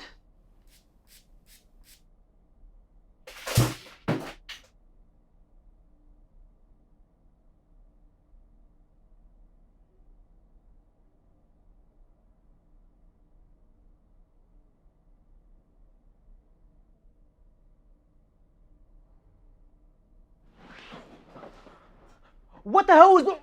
Keep your voice down, dumbass. They ordered me to wipe your memory. My memory? I don't understand. They were processing me for release. Man, you didn't really believe they were just gonna let you walk away. Did you? I've seen D-Class walking here all the time, after only just a month. Much less time than me. That's just what they say to keep you all in line. No, I know it's true. I've seen D-Class walk out of here. Dead men walking, Omar. Every single one you thought was released was promptly terminated and disposed of. Standard protocol. No. It can't be. It was one thing having us die in those tests, but slaughtering us like animals?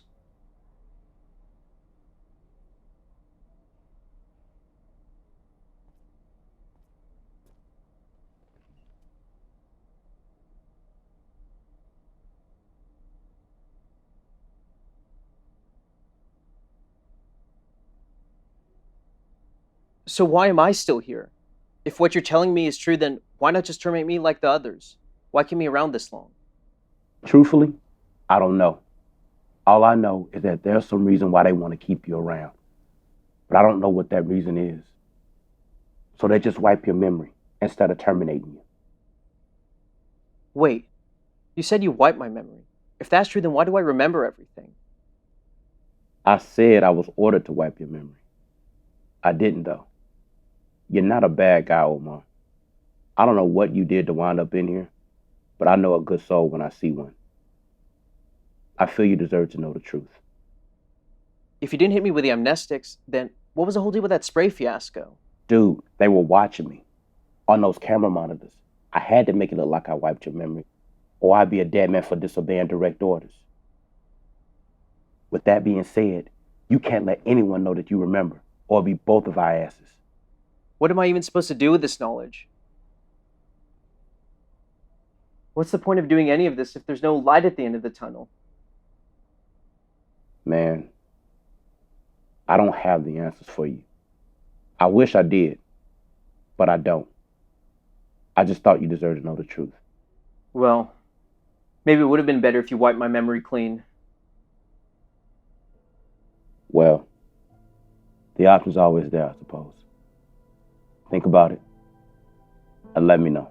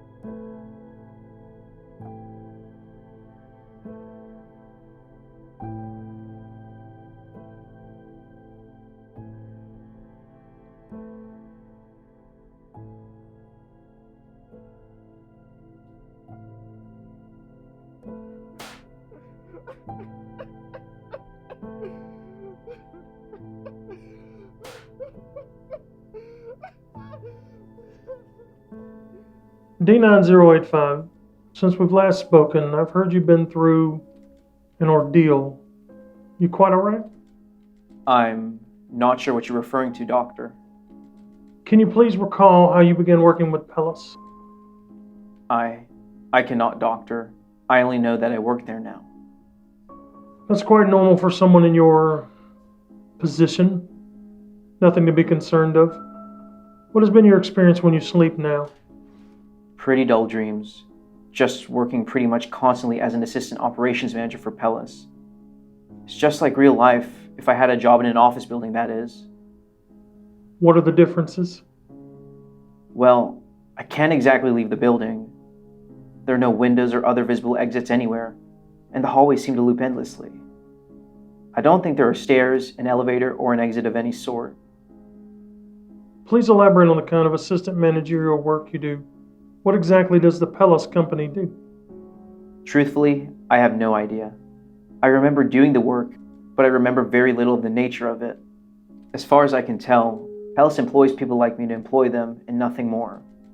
As far as I can remember, hiring and firing seems to be the extent of their operations. And how are your weekend dreams? I will say, you all didn't lie about the nature of the payment. The dreams are pretty nice, and they change constantly to keep things fresh. I've had some dreams where I'm partying and enjoying nightlife like I were a free man again. Some nights, I'm doing something more peaceful, like enjoying the wonders of nature on a long, calming walk, or something similar to that. And other times... And other times what? Sometimes, I eat real nice food. Oh. Sounds very pleasant. I've never tasted anything sweeter. Very good. Keep working diligently for Perilous for the time being and make sure your employment with him is not terminated. We hope to gather more data on the company with your assistance, so don't screw up. Understood.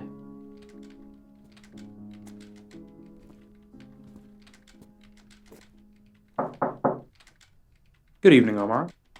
Oh, hello there. Can I help you with something? I'm not sure the question is what you can do to help me. It's more of what I can do to help you.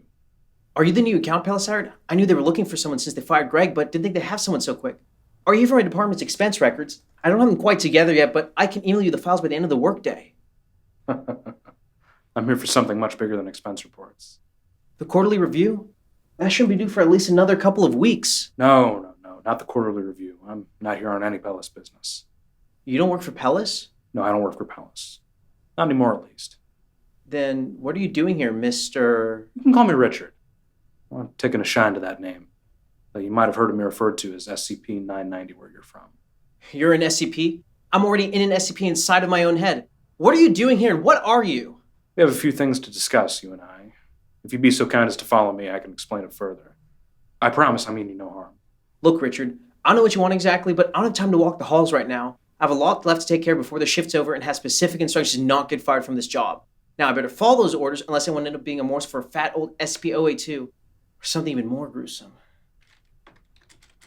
Omar, what I have to tell you is far more important than any Perilous work you have at hand. Please trust my judgment and come with me. Can't help you, buddy. Let's talk another time. Do you care to find out what they're keeping from you? Who you are and who this Amos is to you? Yeah, that's what I thought. Please, come with me. Let's take a walk.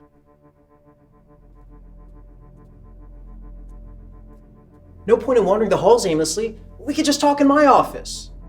I don't plan on walking aimlessly, Omar. Especially not in this stuffy building. Well, there's not exactly a way out of this place unless you plan on busting through these walls. They sound pretty thick and sturdy to me, though. Oh, I don't plan on doing anything that barbaric. This way, please.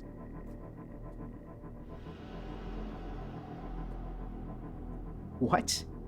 I've been walking these halls for months and never found an exit. How did you just... We don't have time for such insignificant questions. We have too much to discuss.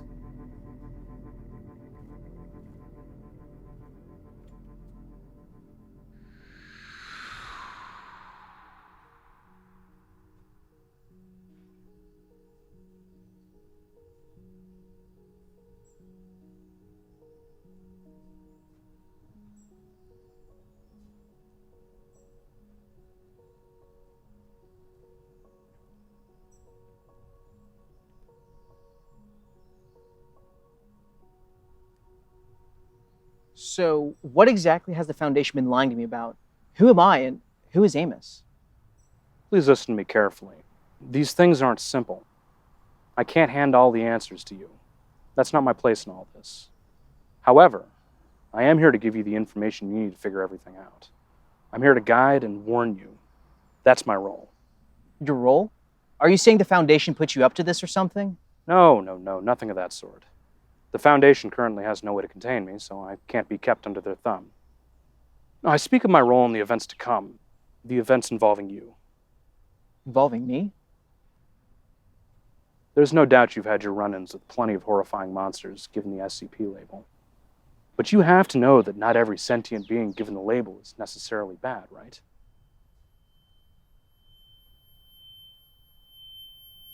Of course. I'm one of the good ones, Omar. I work to help to prevent bad things from happening. While I'm powerless to affect the outcomes myself, I can deliver the necessary information to those who can do what I can't. Powerful people with the influence and resources to prevent catastrophe from occurring as I've foreseen. I'm a middleman for preventing chaos and destruction. You understand? More or less, I suppose, but what exactly does this have to do with me? Well, since its conception, I've chosen to appear almost exclusively to Foundation personnel, as the Foundation has had the resources and the drive to want to prevent world-ending scenarios from occurring. This time, however, going to them would only perpetuate the outcome. And that's why I've come to you. Why me? You, the you don't remember, you have an integral role to play in the events to come. But you'll be unable to perform your role in your current state of incarceration, so you're going to have to break out. Break out? Are you insane? If the Foundation's listened to you in the past, why not tell them to release me? Wouldn't that be easier? I'm afraid this time it's not that simple. The Foundation has other plans for you. Ones that they'll only focus on to a greater extent should I tell them the threat on the horizon.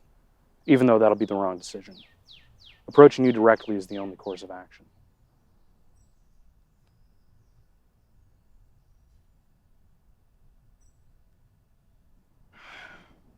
How the hell am I supposed to escape the Foundation? I'm one man against potentially hundreds of armed guards in a seemingly impenetrable compound. Well, for starters, you won't be going at it alone. You'll have assistance. From who? Look, when you seek it, when you need it, the assistance will be at your side. Now, I won't provide all the details about what's to come, but I will provide you with a few details that you'll need to help you on your quest. So listen carefully.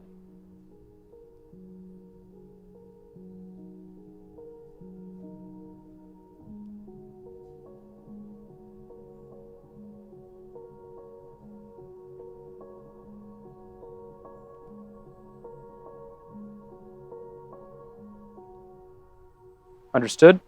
I suppose so. If you're for real, I'm all in. I'm ready to get out of the Foundation's grip. Excellent. You're meant for great things, Omar. Don't let your destiny down. I wish you well on your journey to come. I do apologize for the unpleasantness that's going to follow now that you've been fired from Perilous. Wait, what?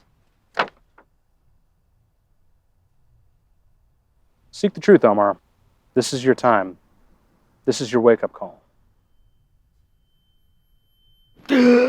So you were fired? That is correct, yes. For what reason? What did you do? Well, I missed the deadline for my weekly accounting report. I just couldn't keep up with the work. Well, you'll be regretting that, that's for sure. Can you please describe your dream since your termination? It hasn't been great. With what little sleep I can get, all I have are nightmares of being homeless. But it's the worst case scenario of being homeless. The nights are freezing, the rats and vermin are constantly trying to eat me alive, and I'm always starving and dehydrated. It's a living hell. I doubt you'll be getting any restful sleep from now on. But that's your own fault.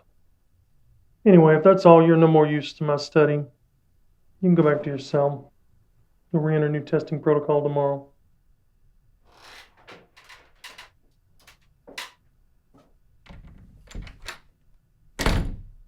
Do you think he was telling the full truth?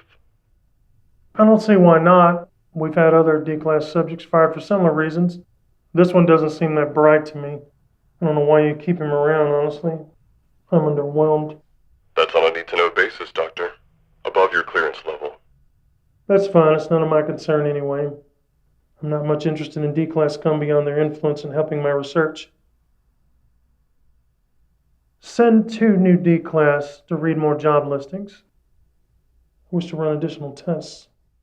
Of course, Doctor.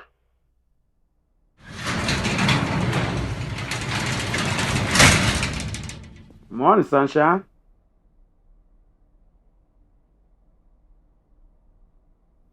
Hey, man. You okay? You look half dead. I wish I'd never gotten fired from Perilous. The nightmares are killing me. Sleep isn't even restful anymore. You said the nightmares were about being unemployed and homeless, right? That was suck in the real world. That's not too bad as far as nightmares go. You don't know what it's like. In the real world, every night isn't the coldest night you've ever experienced. In the real world, the cockroaches and vermin don't actively seek you out, taking every chance they can to try and eat your starving, bony carcass alive. In the real world, they're places to go for help, opportunities to get another job.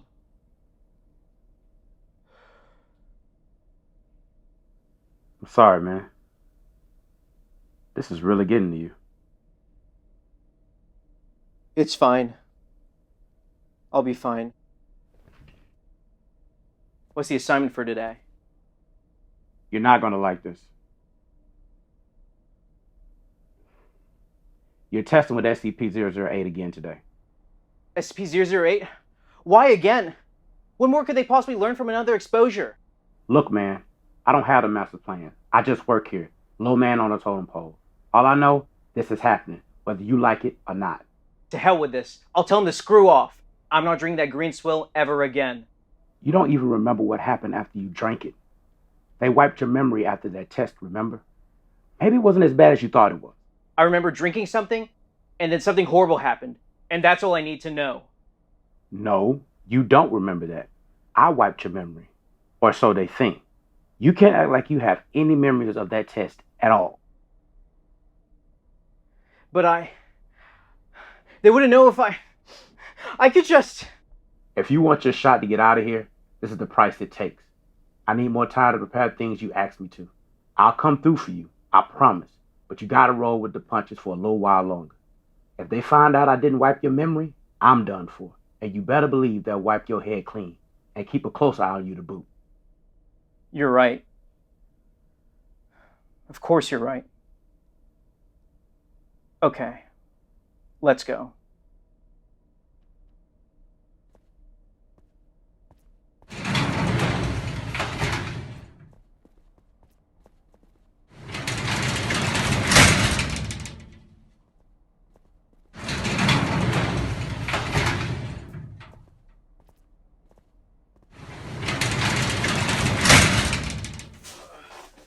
That will be all, Mr. Wilson.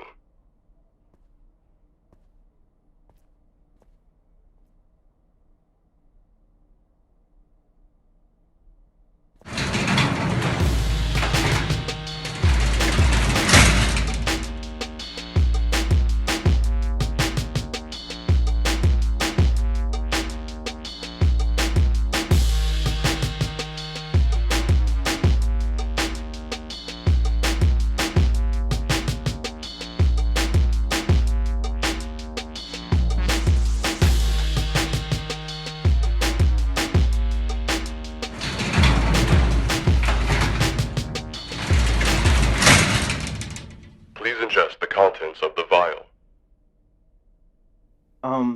How about tell me what's even in here first? It's none of your concern, D-9085. Ingest the contents of the vial now. Come on, a briefing standard, isn't it? This thing could kill me for all I know. Don't tell us about standards. You'll be briefed when we want you to be briefed. You will also be terminated promptly in just a minute if you fail to comply with our orders. That vial is your only chance for survival at this crossroads, and I suggest you take the gamble. Well, when you put it like that. C'est la vie.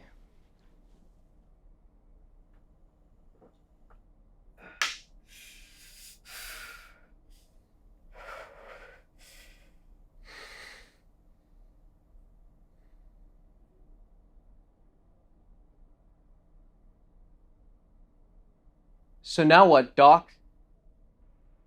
D-9085.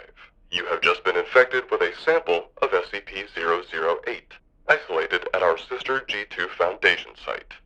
You have been enrolled in a limited testing protocol, examining the effects of this complex prion on host anatomical and physiological functions. You will be monitored for the next several hours, allowing the virus to nearly reach its peak state of activity in your host body, at which time we will administer a potential antidote. Please stand by for observation. No. No. No, wait! Stand by my ass! Give me some answers here! Infected with what exactly? What does this virus do? Hey! Hello?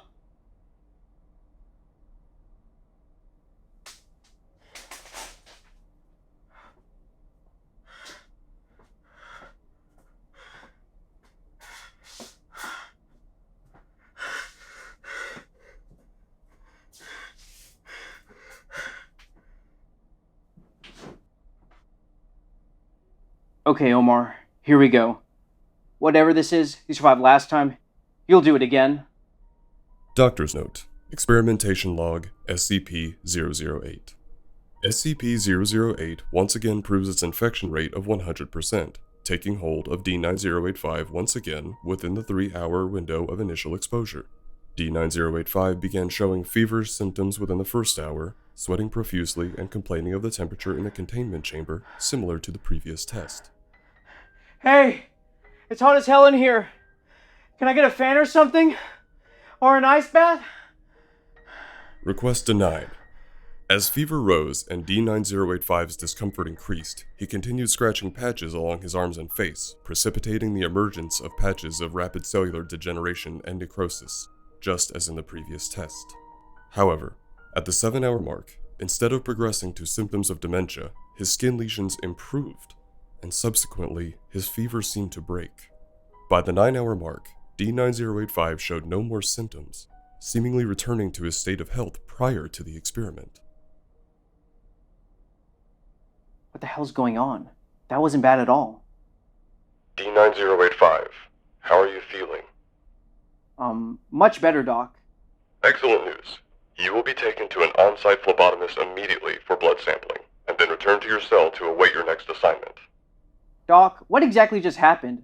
I was really sick there for a few hours, was I not? Self-limiting disease, D-9085.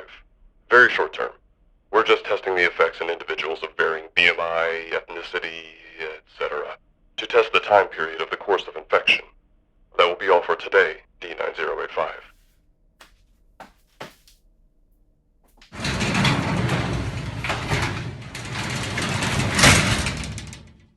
You're meant for great things, Omar. Don't let your destiny down. I won't. I can't. It has to work. There's too much at stake. It has to. Well? Chill out, Omar. I got what I said I would.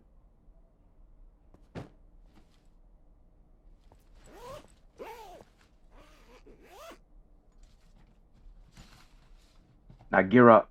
We've got to be quick if this plan of yours is going to work. Security here is damn sharp, like clockwork, and I doubt it's going to take them time to find some of this stuff out of place.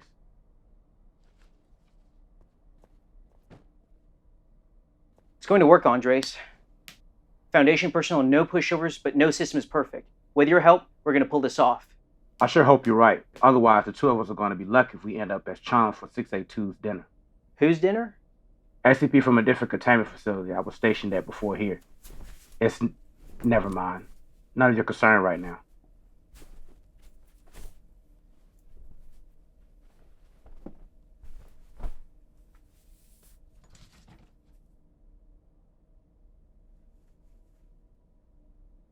You're positive you cut off a chunk of Carson's flesh, right? I got his clothes and badge for you, didn't I? You think I'd be stupid enough to cut off the wrong man's skin after that? I'm just making sure. I've heard using SCP-034 is pretty painful, and I'd prefer to not do this more than once if possible. How'd you get all of this off of him anyways? Ambushed him in the shower. Easy to get his clothes that way. That brute's gonna pay for this! Where are my damned clothes? How's this work exactly anyway? If I've heard right, I hold the knife in one hand and place the chunk of flesh against my skin in the other. And then...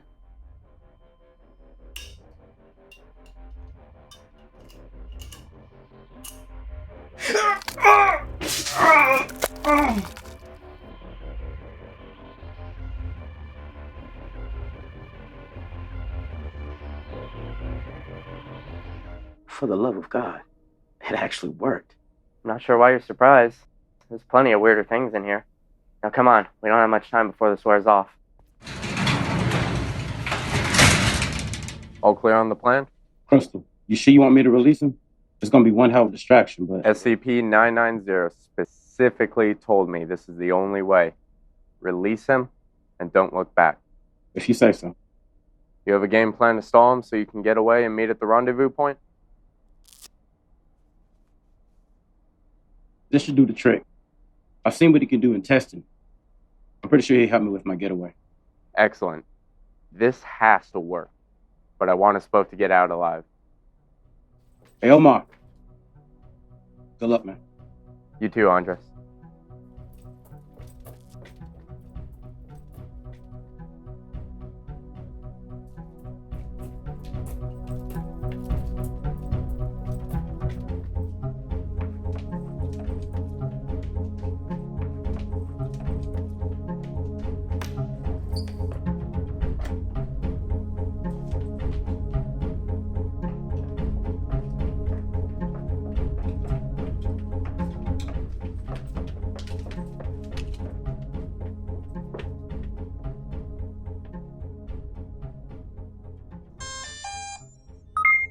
Keycard access required.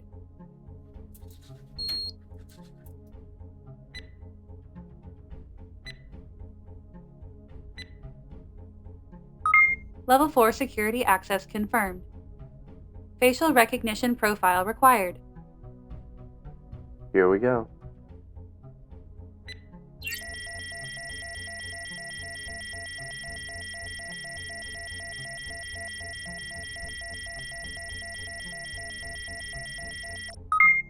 Identity confirmed. Welcome, Researcher Carson.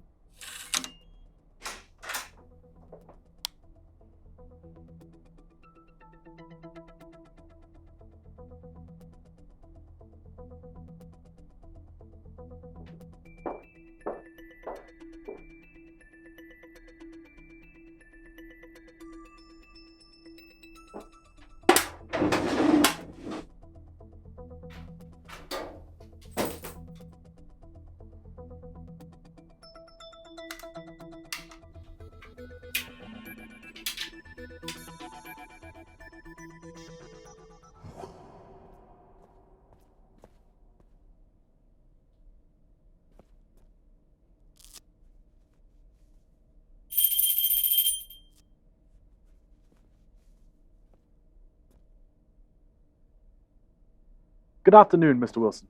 How might I be of service today? SCP-662. I really need your help. Please, sir. Call me Mr. Deeds. Okay, Mr. Deeds. I'm really hoping you can help me out today. When I open this cell, I need you to hold back this creature long enough for me to get out of its line of destruction. Can you do that for me? It would be my pleasure, Mr. Wilson.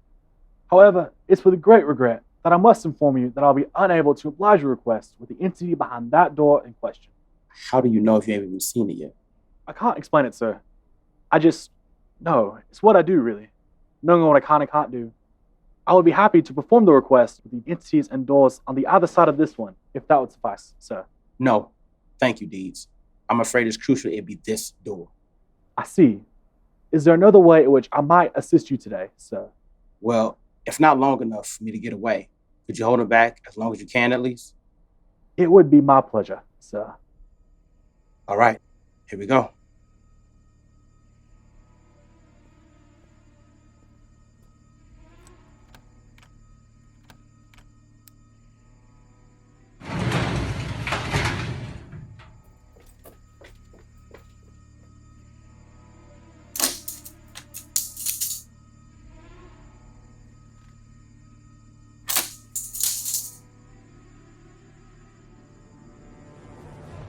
I thank you for your act of charity, providing me the opportunity to continue my good work.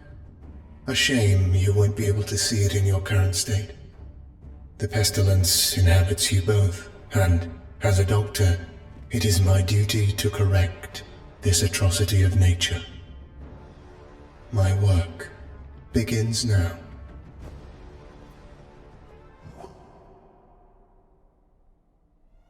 Attention all Foundation personnel. Threat level red in progress. I repeat, threat level red in progress. We have a breach in containment of SCP-049. This is not a drill.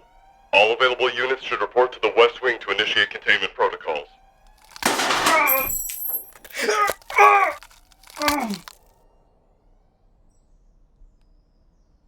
Even if I do avoid the guards, how am I supposed to escape the compound? They run a pretty tight ship up there. No one in and no one out, unless they have the express permission of the guys running the facility upstairs. Are you familiar with SCP-005? Not at all. It's a simple device. It's a brass key with the capability to open any lock imaginable, no matter the make or function. And it just so happens that little key was transferred to your site recently for safekeeping after an attack on its original site by a rival organization. That should be sufficient for getting you through any additional obstacles you'll encounter on your journey. And how am I supposed to get a key that unlocks any lock? I'm pretty sure a key like that would be under significant lock itself. I'm sure you'll think of something.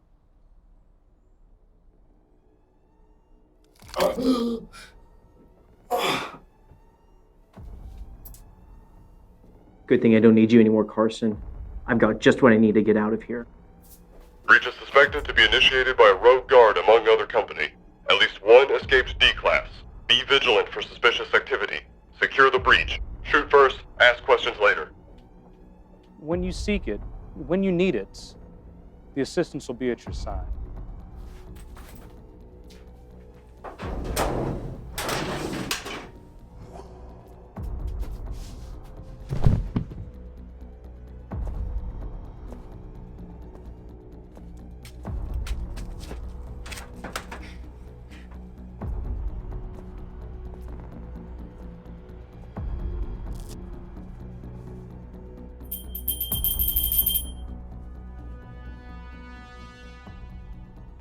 Hello, sir.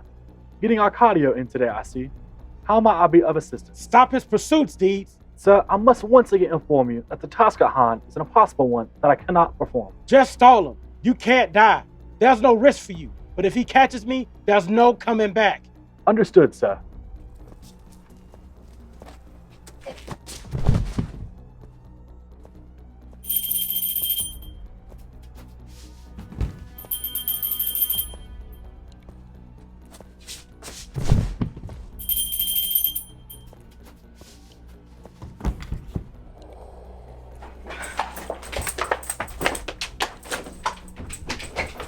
Mr. D-Class, take him down!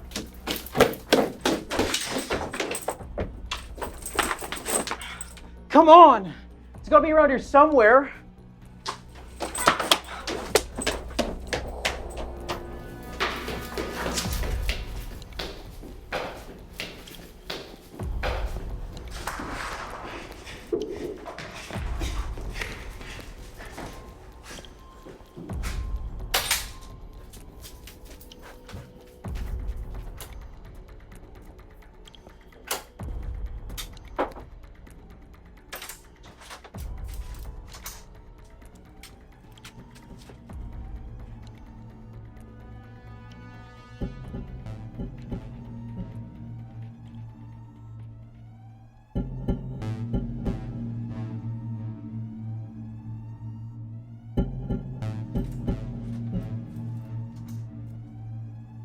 You can't hide, my good man. I can smell the pestilence on you from a mile away, and my duty as a doctor will not be complete until I rid you of its clutches for good.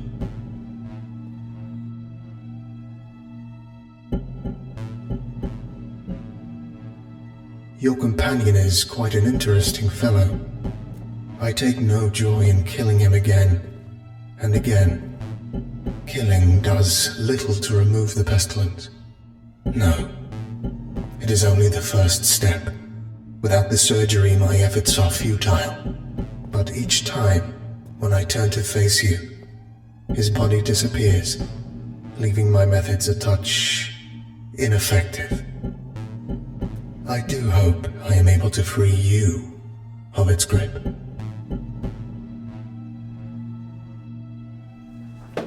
Hey, there he is! Get him! Cut this kid!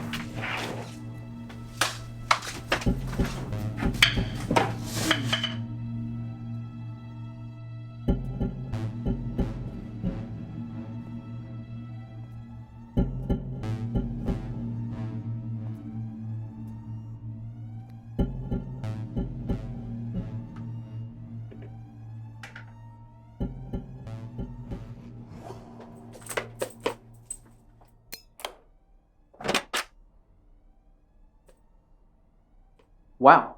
You SCPs get much nicer quarters than us D-Class. Omar, what are you doing here? What's going on outside? We're breaking out of here, Iris, for good. Come on, we don't have much time. I meant what I said in my interview. I have no intention of escaping. I haven't tried because I don't want to. There's nothing left for me outside of these walls. You should just go.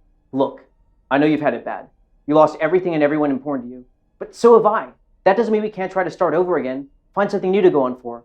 Someone else to share your world with. Look, Omar. No, you look, Iris. This is no life. This is a prison. This is a sign that the end of your story lies within these walls doing what they tell you to do. Well, I don't think that's where your story should end. You need a friend to tell you that you deserve better and have something to live for. Well, damn it, I'm going to be that friend for you. All right, you win. Lead the way, Mr. D9085. Sure thing. But first, I think you're missing something.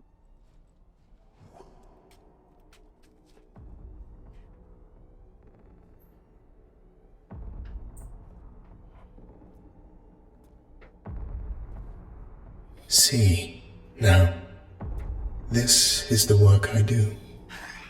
I have freed these men from the grips of the pestilence they knew not what they fought with, and I can save you, too. Release yourself to me, and rid yourself of this disease.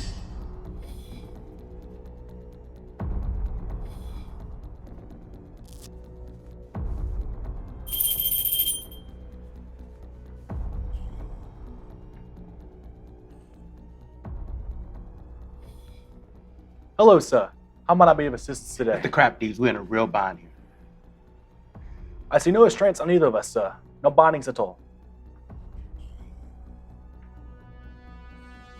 It's important that Omar gets out of here, not us. That's the end game here. I see, Mr. Wilson. And what is it that you propose?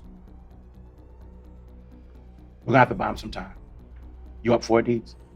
Of course, sir. Ready as always.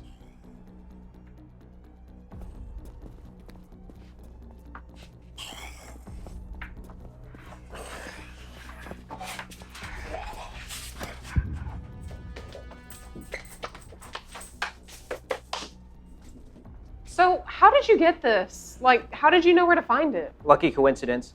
I guess they're housing temporary transfers the same storage locker. Oh, well, I've missed it very much.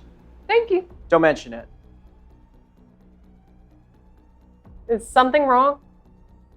This is where we were supposed to meet. Andre should have been here by now.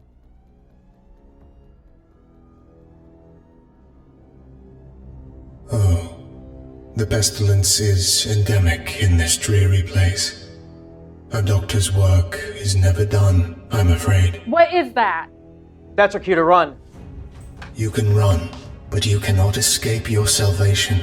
I will liberate you from the grip of the pestilence and free your mind and soul.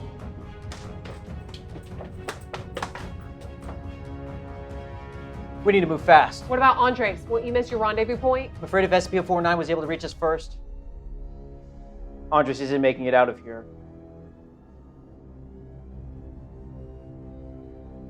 I suppose that means we need to get out of here as quickly as possible then. Soon, yes. We need to lose SCP-049 though and make one last stop before leaving.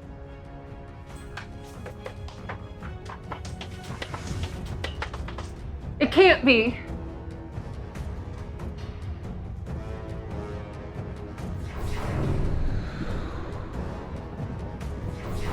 What the hell? Omar, this is Abel. Abel? I thought he was held deep underground. How did he get up here? We might be further from the surface than we thought, or maybe your escape plan triggered a chain reaction leading to his escape. I don't know. Well, let's get out of here. He's faster than us, much faster. If he doesn't want us to leave, we're not leaving.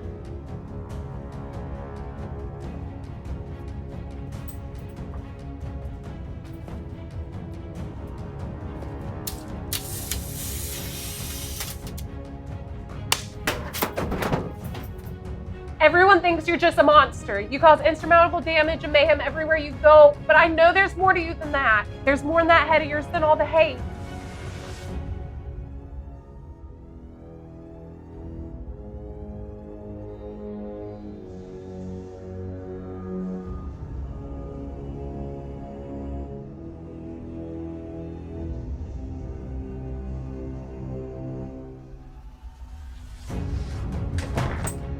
Go! Come on.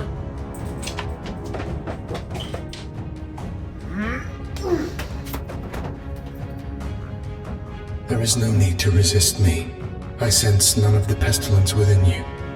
You need not my expertise. Of course, if defend myself I must, to preserve and protect the sanctity of my mission and my work, I will do so.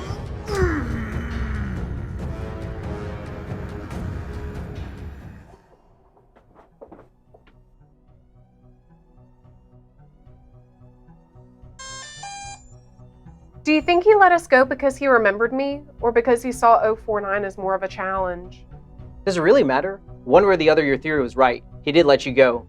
Without you, I think I would have been toast back there. Keycard access required.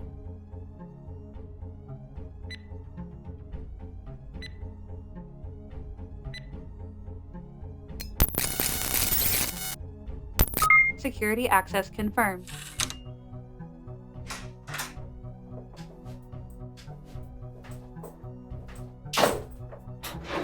So, where exactly are we? Declassified storage room. One of them, anyway. And we're looking for your file? There's so much they haven't told me, Iris. So much I can't remember. If I want to track down my old life, I at least need a place to start.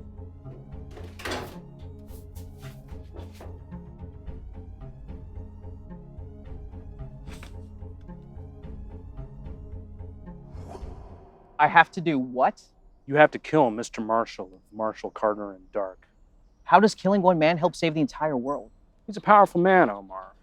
Interested in the anomalous, like the Foundation is, but for more corrupt reasons. While the Foundation's primary interests lie in protecting the public, the interests of Marshall, Carter, and Dark are selfish, selling anomalous objects to the highest bidder with no regard for how they'll be used. Can you think of how catastrophic it would be if some of the SCPs you've interacted with fall into the wrong hands? The Foundation would just hand things over to him, though. No, but things can be taken by force, even from the Foundation. Remember what Iris told you about R-1300, Site-17, and the Men in Black? That was his doing? Not entirely, no. It was a joint effort, but he did have a role to play in orchestrating that attack. He's already aided in attacking Site-17. He has much bigger plans to set into motion, plans that stand to threaten the safety of the world. Why do I have to stop him? What's so special about me? He's a hard man to reach, Omar. Even the Foundation has never seen him in person. You're the only man alive that can get close to him. And why do you think that? Because, Omar, Amos Marshall is your father.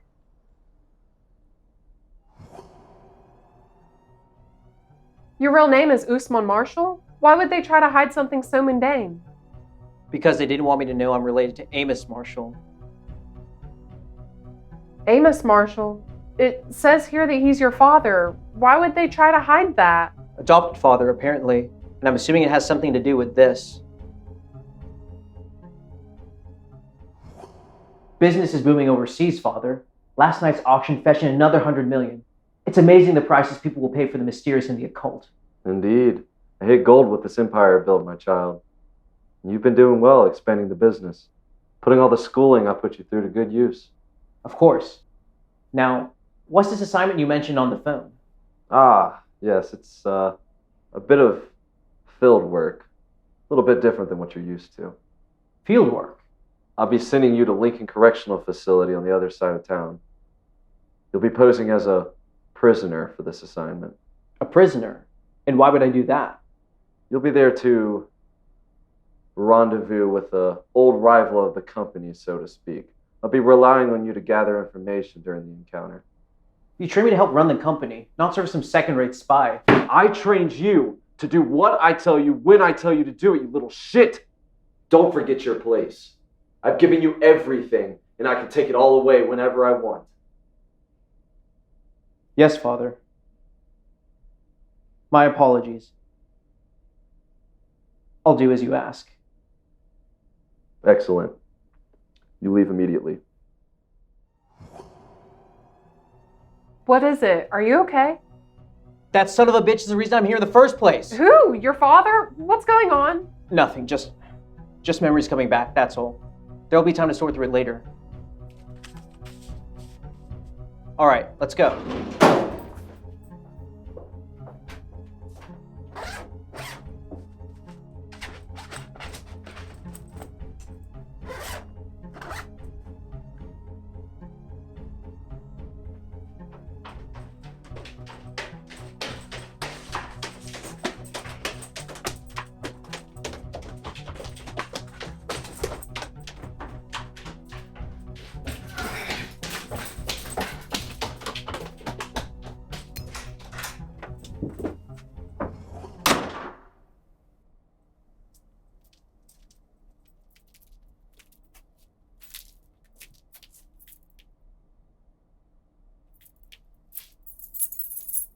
Thank you, Researcher Carson.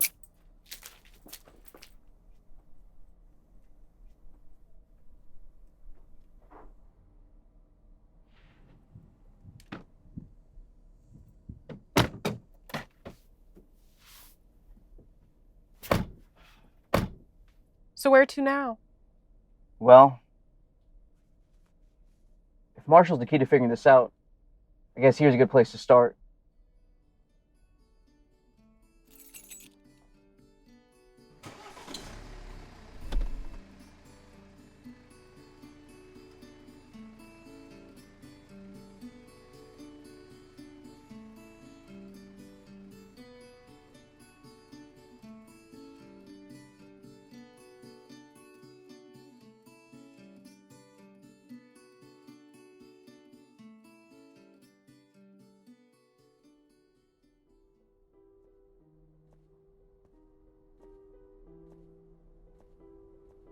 What's the status on the recontainment efforts?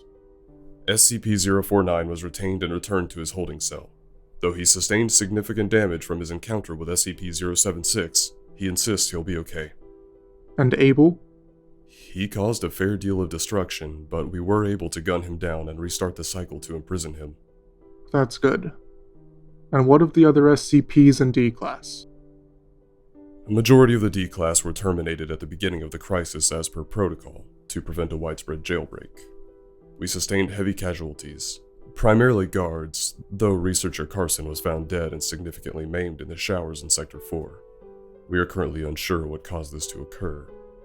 All SCPs have been accounted for, aside from SCP-105. Security feed shows her escaping the facility with a D-Class.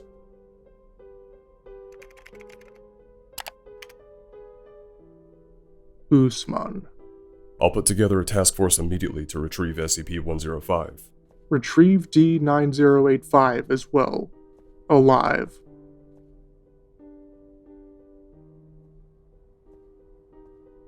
Sir, hasn't that D-Class proven to be more trouble than he's worth? His blood work came back.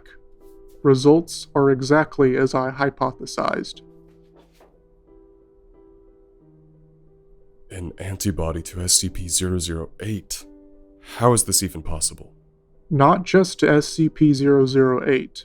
There's a lot of abnormalities in that blood work that we think confer other types of immunity and enhancements, namely a chemical similar in structure to SCP-500. You don't mean... that his blood may be able to be used as a more potent SCP-500? I really don't know. That remains to be seen. All I know is based on the evidence, the SCP-500 copy failed to work the first time with SCP-008, but his exposure from the previous test apparently provided him with the ability to resist the life-threatening effect, and the effects are even more potent and effective on the second exposure. I know that it's important he be returned. Alive. Understood, sir. I'll get right on it. What are you, Usman? What are we not seeing?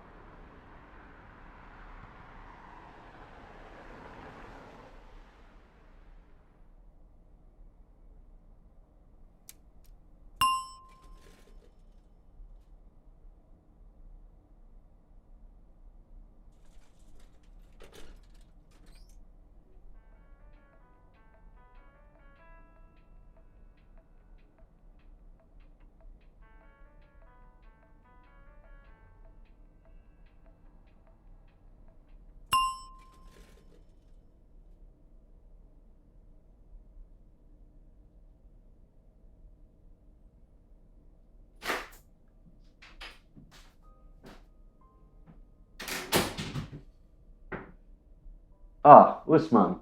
Or should I say Omar now? You made it back. Can't say that I'm impressed. Expected you back much sooner. Especially considering I heard report of your escape from the Foundation nearly a year ago. What exactly have you been doing all this time? Tracking you down mostly. You're not an easy man to find. Even your associate don't know your location most of the time.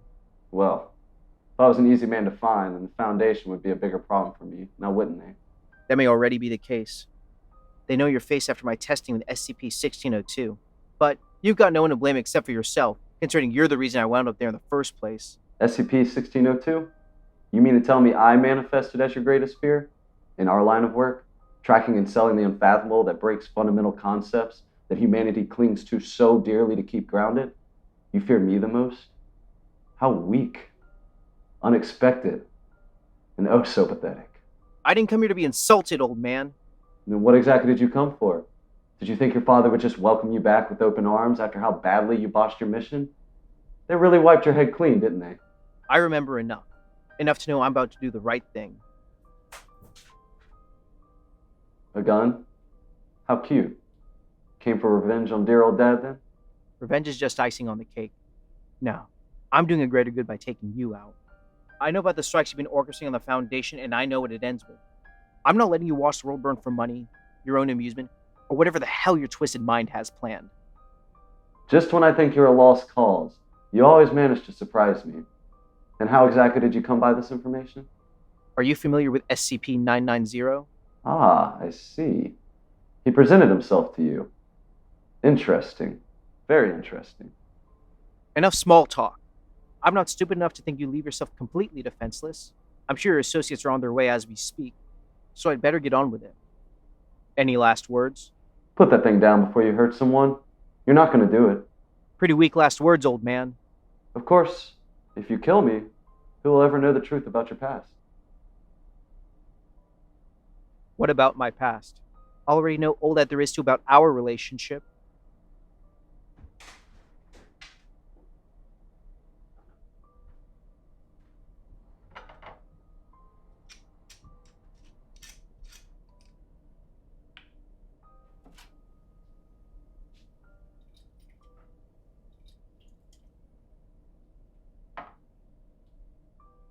Don't you wonder why the Foundation didn't just put you down like any other D-Class within a month after finding out that they couldn't use you as a bargaining chip to get at me?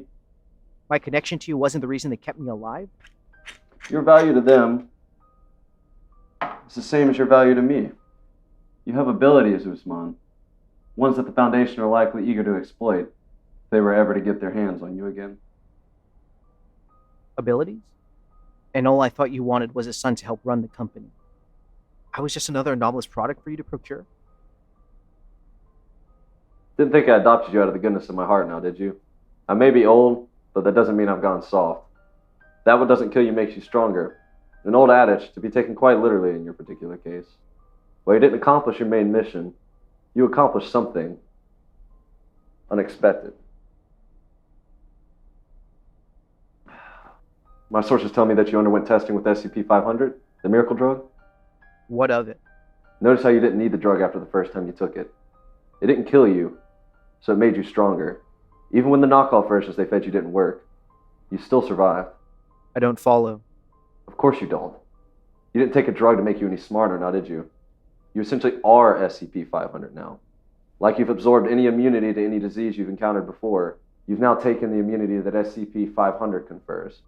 And if it works to the specific antigen processing pathway my associates believe, we should be able to isolate your blood to process this miracle drug for worldwide sale. Process my blood? In your damn dreams. I've had enough of that bullshit with my stay at the Foundation. No. In our dreams, Omar. Think about it. The money a product like this will bring in will be unparalleled. And the fallout from carefully orchestrated, wide-scale dissemination of such a miracle drug, preventing population thinning across key points throughout the globe, could cause a new worldwide period of economic crisis and instability, allowing for a whole new realm of possibilities for global control and manipulation under my thumb. The world is already mine. But this could be the difference between making it comply with my vision and making it bend to our every whim. You'll be rich, Usman. My right-hand man. My respected partner. Together, we'll usher in a new era, you and I, leaving Carter and Dark in our shadow. You know, I spent a lot of time at the Foundation trying to remember who you were exactly. And I think I've got it. You're absolutely insane, pure psychotic evil from every angle. Disseminate my blood so the world bends to your will? Like hell I'd ever go along with that plan. Your money doesn't interest me, and I don't give a damn about your respect. I always hoped you would develop the vision I have. The drive for power, and the savvy to take advantage of unrest and unease. But you're still merely a simpleton. Such a disappointment, but I'll stoop to speaking your language. So you don't care about money and power? Fine. What about your little friends? I suppose they're all you have left now anyways, right? What was the blondie's name? Iris, I believe? What about her, jackass? She's back in Foundation custody, you know. Or so my sources tell me. They're not treating her well after your little escape. Not well at all. I've heard things have been quite unpleasant for poor little Iris in there. You keep her name out of your filthy mouth. I'll say what I damn well please.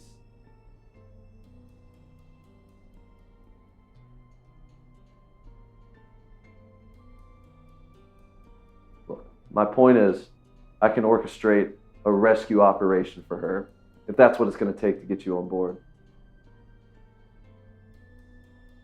No. She's strong. She can fend for herself. I'm not helping you. No? But what about poor little Andres? He's not getting out of the little scrap he's in without my help. Andres is dead, you bastard. Is he? Did you see the body? Don't you dare lie to me. I've said no lie, you insolent brat. I'm not giving you the satisfaction of knowing what state he's in. Only that I'm the only one that can help him.